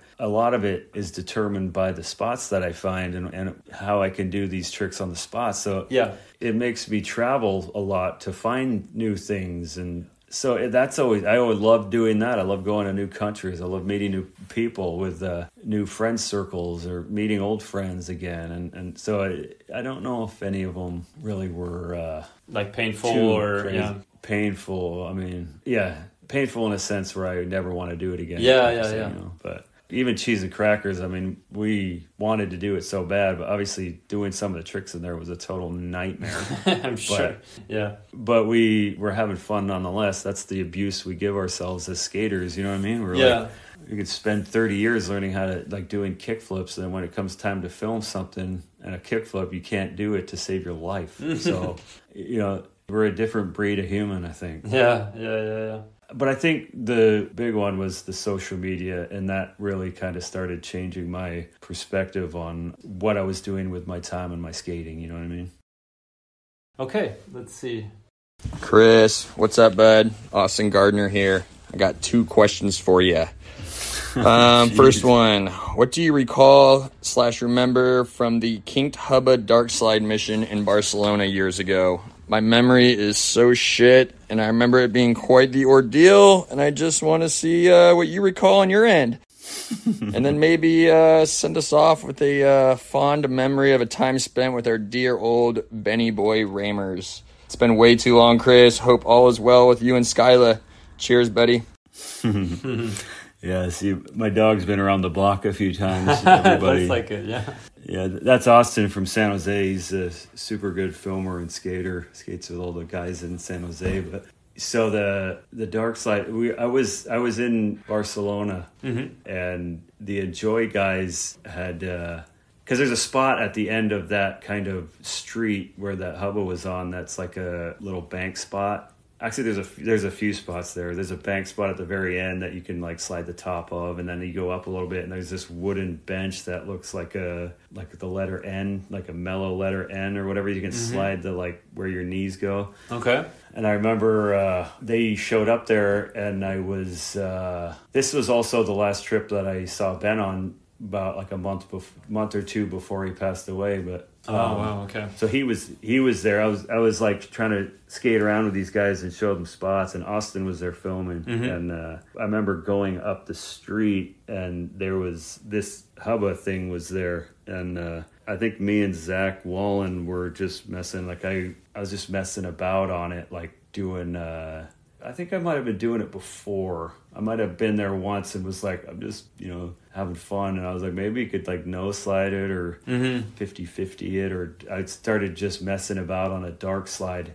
And then I didn't do it. I think maybe that's, anyway. Austin, they were there. And I remember I was like, I kind of want to dark slide that hubba. And they're like, all right, let's go. But nobody else wanted to go. Okay. Maybe they thought it was like ridiculous or whatever. Yeah, but, like not going to happen. Yeah, so me and Zach and Austin went, and I just started messing around with it. I remember there was an English crew of skaters that was bombing the hill next to us. I remember on one of the roll-ups, I was just about to go, and this filmer guy like tried to ollie off a curb as he went down and just like wheel bit with his cruiser wheels, and literally like cameras and everything just exploded. Oh damn. I remember that happening. Yeah, that was a side one, but yeah, it was, I remember trying to call photographers too, and nobody wanted to come and shoot it, which is helpful.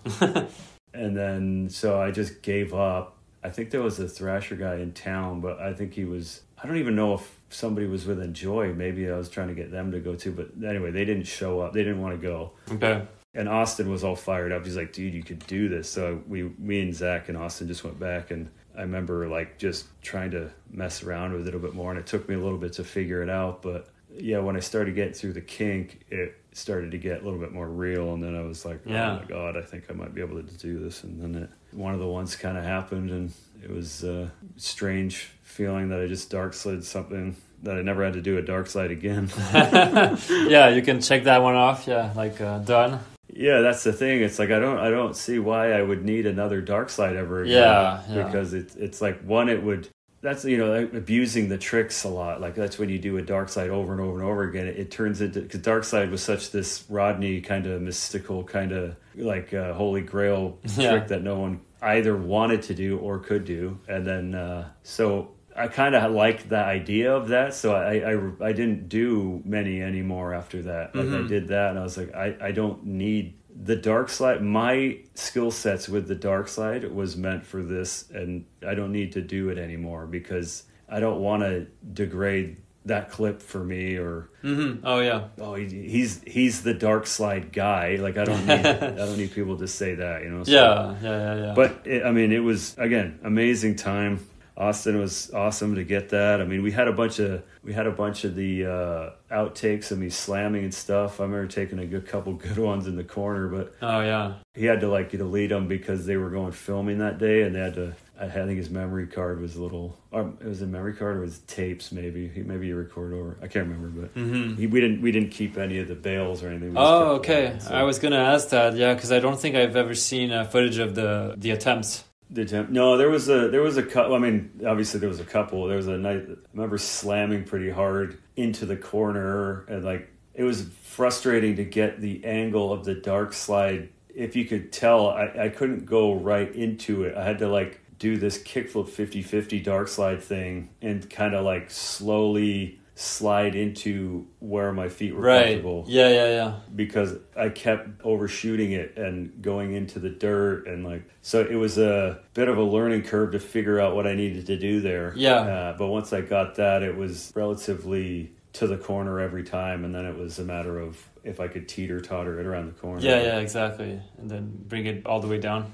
Yeah. No, it was good. I mean, it was a time when dark slides weren't being done still, so it was a pretty good time for the dark slide, and a good one for me to retire that trick in my repertoire. Yeah, you definitely did. Yeah. Well, I only did filmed maybe 2 serious ones, and that was one of them, and the other was on a quarter pipe. So those are the 2 that I remember that one. I don't need to do it on a ledge or a rail or any of that stuff. Yeah. There's a few sick ones out there, Jerry Sue did a sick one on a bank thing, and I think you mentioned also in the 9 Club you talked about Wes Kramer, the one he did on that concrete rail thing. That was pretty nuts. Yeah. I remember Jerry's. Yeah, it's an obscure trick, but it was impressive. I was not expecting that, especially on a thing that massive. I was like, damn, that's fucking impressive. Yeah. So it was a great ender. Yeah. Thank you. Well, for a lot of these videos, I would get the ender first or relatively close. Get it out of the way quick. Yeah.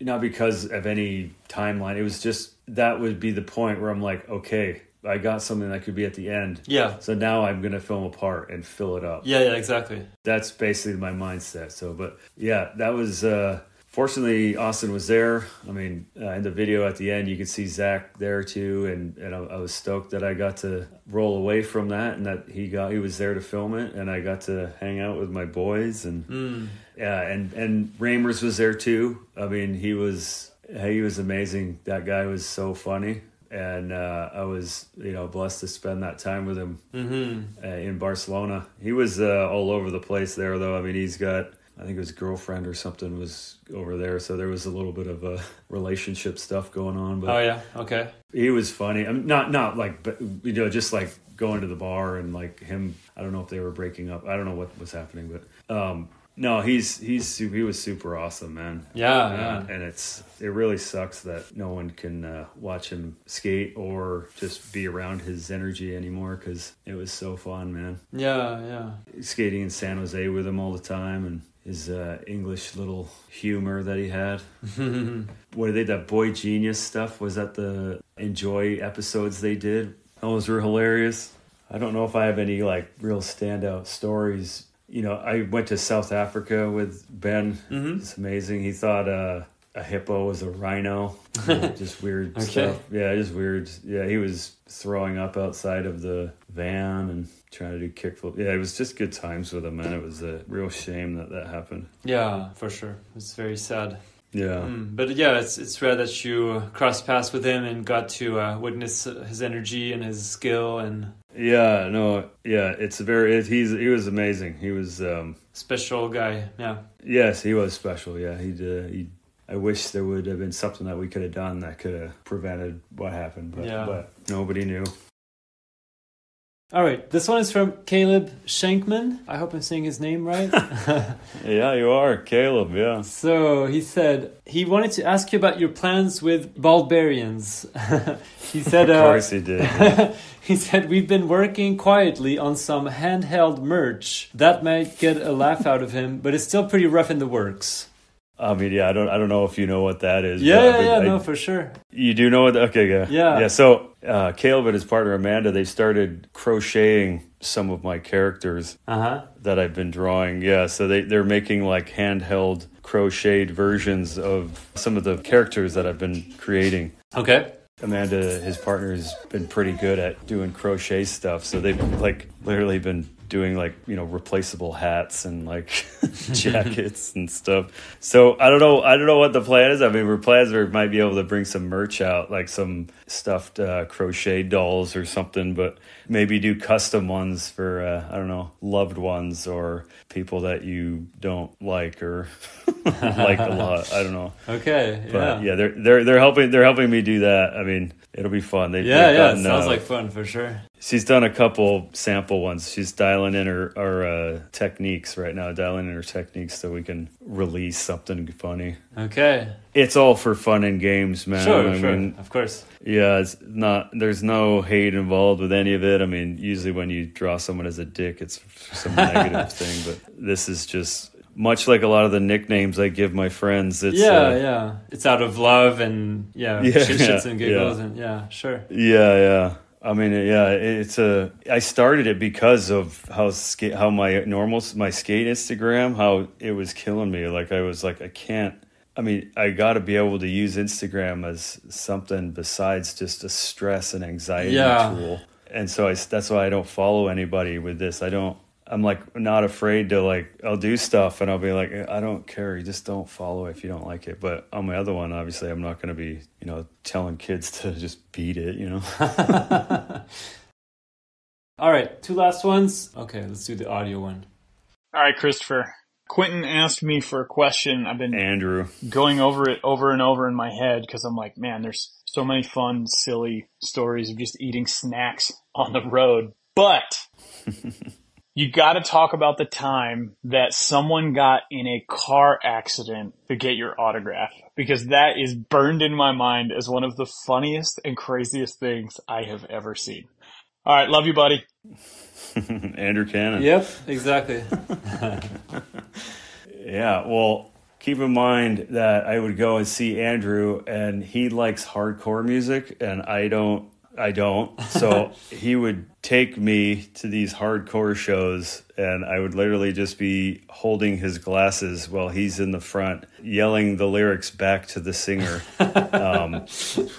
like multiple times. I mean, I guess, you know, I seen like Bane play. I think I might have seen their last show with him. Like I've seen all these hardcore bands that are like pretty famous bands playing because of Andrew. Mm-hmm. And this thing he was talking about was when I was at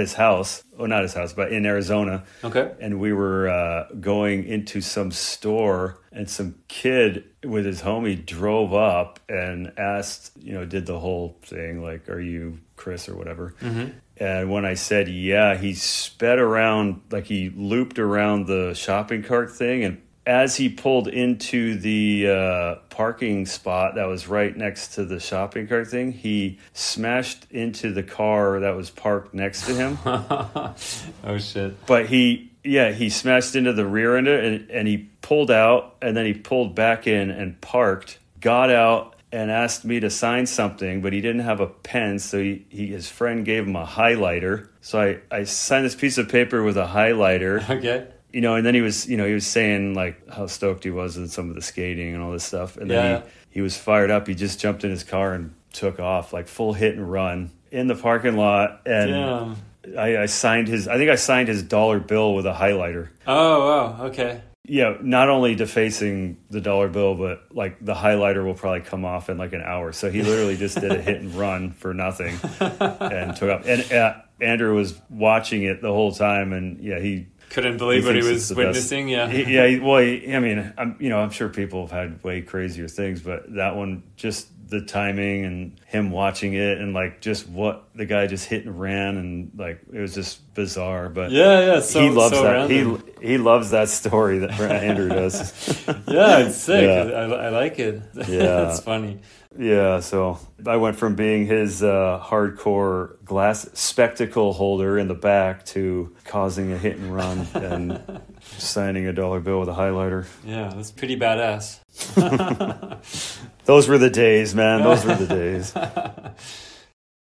I have a couple last questions from Ronnie Creager. So he said, I would like to hear more about your brand Brainchild. He said, I think he does all the art. I'm not sure if any writers are sponsored. Who manufactures the boards? No. Are they custom shape or cookie cutter stock shapes that seem to be the normal these days? Yeah, so he just wanted to, and I want to know as well, what's going on with the brand. With the brand, because you started. We mentioned it a couple times, but you started that in 2019, and so what's the status with the brand right now? The brand is moving along. I mean, let's just say I don't have to pay taxes on it. That's how much I make every year.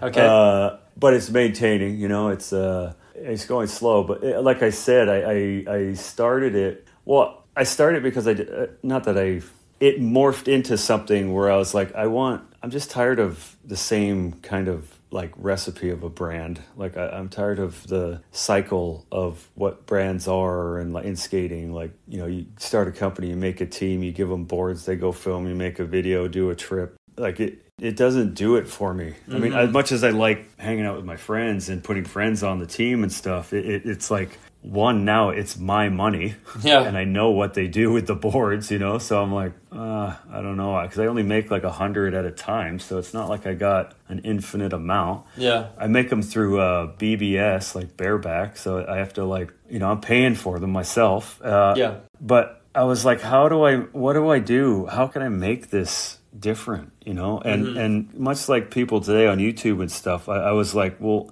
Brainchild, like each of skater now is their own brand. Social media has put it into a place where now each of us, we're our own brands now. Yeah. And Brainchild is me. Like that's just what I do. That's sure. me. So the idea of putting someone else on feels strange. Like, yeah. So I was like, I don't know if I'll give boards to guys and stuff. And like, if someone like Rodney hit me up and was like, dude, I want to ride, I'll be like, absolutely. But not like, I'm not going like, I don't feel like trying to go out and scope people, but it gives me an opportunity to just potentially shine the light on whoever the hell I wanted to, in terms of like if I wanted to do a collab board, or if I wanted to I could do whatever I want with it. Yeah. And it doesn't affect anybody else but me and whoever I'm dealing with, and I could change it and whatever. I do all the art myself. I do my business brain is like elementary at most, so that probably explains why I'm barely, where it's a surface level kind of profits. But so the whole goal is to just how do I make it something different, something that will have a little bit more purpose than the skate brand, and that's where that's where this mental side of it came in, because at the time where I was like feeling all that stuff is when this Ben stuff went down, and it was like, that hit me, because I was just with him like a month ago, and I was like, I thought I was in a spot with him where there was no like secrets when he goes home type of stuff, you know what I mean? Mm-hmm. I think we all felt like that. All Louie and all these guys, we all felt like that. But it just was like a kick in the nuts, because it was like it made me look at myself a little different, because I was like, maybe I'm giving myself a little too much credit here in terms of like how people see me and stuff, anyway, that was a whole other thing. But then I was like, you know what, I don't want this to be another brand. I want it to be something different. So I started, that's when I began the mental stuff and the trying to do something, even though it was very small. Mm-hmm. And so up until about like a couple months ago, when I met Dr. Puya, it kind of finally started feeling like there would be something that I was missing, in what I wanted to do at the beginning this is the missing piece. Uh-huh. And we're just now getting into it. I don't know what it's going to do. I mean, maybe I'll do capsule boards, like do a little capsule of like a board and a shirt or something for maybe one of the guys in the documentaries that we do or the podcasts just like other people that aren't just skaters, that maybe I could reach, that could bring in, because a lot of people now that skate, they've gone on to do many amazing things, and they want to be a part of skating. Mm-hmm. It's just that maybe now they're like programmers, or they're like they're leading artists, or they're they're music guys that just love skating, and so maybe it could reach farther than just the core industry, what we're doing. Yeah. And that's just me. I don't know. I'm talking like I have this massive library of contacts that like I'm dealing with, but it doesn't feel like that. It just like if I wanted to do it, I could do it. If I didn't, I don't have to, so. Yeah. And it's still about the skating, and it's about the art and stuff. And just, I don't know, man. I don't know where it's going to go.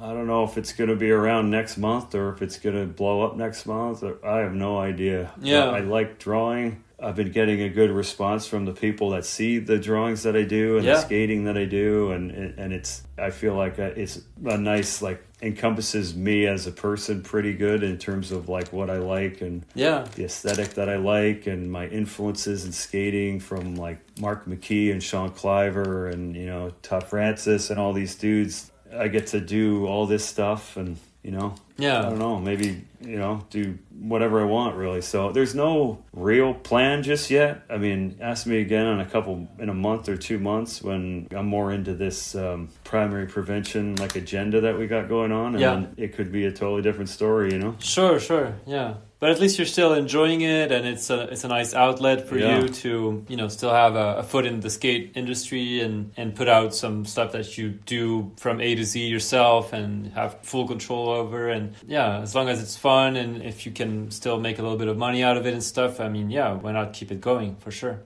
Yeah. I don't even pay myself out of it. Like, I don't make me personally, I don't make any money off it. Okay. I just do it because I like doing it, and I'll put it into things, and I'll maybe donate here and there to Ben's thing or some other ones or whatever. But I kind of like got more into it as well because I started, I think I stopped getting paid from skating in like 2016, maybe late 2016 or something. Okay. And it took me a long time to feel like it was okay that I didn't have to be like continually pushing boundaries with my skating. Yeah. Yeah. It took me a long time to feel that it wasn't necessary. I didn't have to keep doing that. Like, I was so trained, I was so like one track minded and trained into doing that for so many years that when I finally like got to think about it and was like, I don't have to feel like I'm good anymore. You know what I mean? Like, not that it sounds weird about it, but sure. Like, I don't need to feel like I have to perform or do tricks that no one's ever seen or put this much pressure on yourself. Yeah. So, and I mean, honestly, it's only been since like probably the last couple of months where I'm like, I want to, because I've been so one track minded for like 30 years with this stuff, dude. Like, skating's been number one the whole time. Like, I don't even think I've rented an apartment 2 years in the past 20 maybe. Yeah. Because I was never around. I never spent longer than like a few weeks maybe or months. A few weeks. Yes. So I was never there. So I was always just chasing skating and the traveling and the spots and the friends and stuff. So I never had to think about all that stuff. Mm-hmm. Yeah. And then when I kind of moved back to Vancouver, I was like, I would see all these dudes, and I'm like, I'm glad that this goes back to what my favorite era of skating is. I'm glad I was in the era that I was in, because now it's insane. Oh yeah, for sure. You know what I mean? Like, I was a part of a generation of skating that I was able to have a footprint in terms of. But now, if I was trying to, the amount of things you have to put into what you're doing now to get any sort of recognition or anything is just outrageous. So that's another reason why I like the 2000s a lot, is because of being in the position I was in with my friends and stuff. It was not much easier, but it was not as intense. Yeah, for sure. It's a different landscape nowadays, yeah. And so that alone made me feel like just watching the Instagrams and how quick people turn around their footage and put it on Instagram. It's a totally different mindset than what my work ethic was and what I did, that it almost doesn't, it's not even like relatable anymore.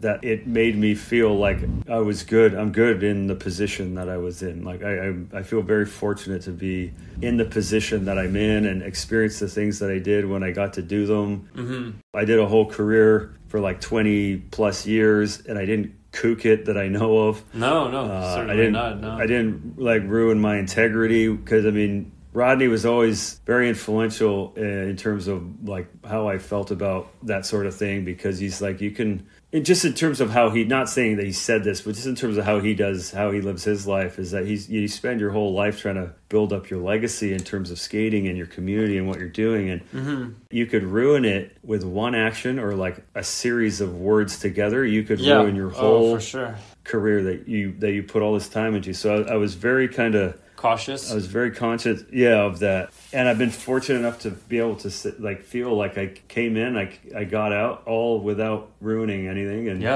I'm very fortunate to be able to influence a lot of people that they've told me of. And, for sure. And I had a blast doing it. So I feel okay with the contribution that I put in when I did. So I don't feel like I missed out on anything. I don't feel like I need to. I know the cycle. I don't feel like I need to go and try to do a 15 stair. I don't need to try. I don't need to go and try and get sponsored again, because I know all this stuff, and I'm in a position now where I kind of want to try different things and use my skating and my platform to broaden my own experiences now. In terms of outside of just actually doing 360 flips and stuff. And you are doing that, like with everything we mentioned with the mental health and this doctor that you're. Yeah. So I'm excited. I'm very excited about that, because I felt very stagnant for a couple years there. Okay. And it was within the last maybe year, definitely probably 2 years, And then the last probably January was when I had a real kind of moment of spark, clarity. Yeah. So and then things just started coming together. Yeah. It's I guess I'll just leave it down to it's crazy what perspective is, how you view things in your life and how you view yourself and the things that present themselves in your life and the way you look at them, how it can affect you in like life-changing ways. Yeah, absolutely. And it's all everything is always the same. It's just a matter of how your brain decides to interpret it. You could have the same exact experience and interpret it two different ways, and your life would go two different directions. Yeah, 100%. That's what I've been very conscious of the last couple months. So I'm just trying to manifest the positive energy, and things have been moving forward for me, and I've been pretty stoked to work with Puya and the addiction stuff, and I got a couple other things going on that are pretty rad too, and being able to sit here with you and talk about all this stuff is pretty awesome as well. Yeah, absolutely. That's right. Yeah, I'm happy to hear you're in a good state right now, or good. There's exciting stuff coming. So yeah, that's right. Yeah, took a minute, but we all learn in different ways, right? Exactly. I just have a couple last questions from Ronnie, but one of them is just a little silly, funny one. But he said, "How come you haven't drawn my ball sack yet?" Wow. Can we expect a Ronnie Creager Barbarians? I'll give you one of them. I'll put one of the next post. Tell them next post. Okay, next post. Okay. Yeah. And the other question, I guess we just kind of covered that, but he said, do you have any video project or what's next for Chris in his future? Yeah, so like one of the big ones was all this primary prevention stuff that we're doing. I mean, I go with Puya to Stanford in a week to do my 3-minute of his 50-minute presentation to Stanford. And then, there's a couple more. I'm getting used to the idea of talking in front of people. Oh, yeah. That's not easy. No. Well, it was never easy for me because I was always talking about stuff I didn't care about. And he put it in a way that made me feel at ease, too, because it was like the people that I'm speaking to about skating have no idea about skating or what it is. Yeah. So I can literally say anything and they can't question like the stuff that I'm saying because they have no knowledge of it. Yeah, so like I could literally say anything. So it kind of helped me. Well, especially going from like, not having any public speaking stuff history. Besides at the skate park to 10-year-olds on how to do a kickflip. Going to my first one at Harvard was a little scary. Uncomfortable. Yeah. It's not my usual Friday morning activity, you know what I mean? Yeah, for sure. So, but again, it like incredible. Everything's happening super fast and I'm so thankful. Well, the funny part is Puya hit me up like months prior and I just saw him on Instagram and I was like, who the hell is it? I just probably left him on red, I think, I didn't even respond to him. And I through mutual friends, we met again a few months later. And that's when he like started introduced himself and I figured out what his whole story is. And I was like, whoops, I could have been doing this a couple months ago, but because of whatever perspective or whatever it was, I chose not to respond and, whatever. But I'm very, another thing that I'm like beyond grateful for is the opportunity to have that experience to talk to Harvard and Yale. Yeah, that's amazing. Cornell, you know what I mean? Like they're not like massive stadium. Like, there was about 100 people, but a lot of them were over Zoom. But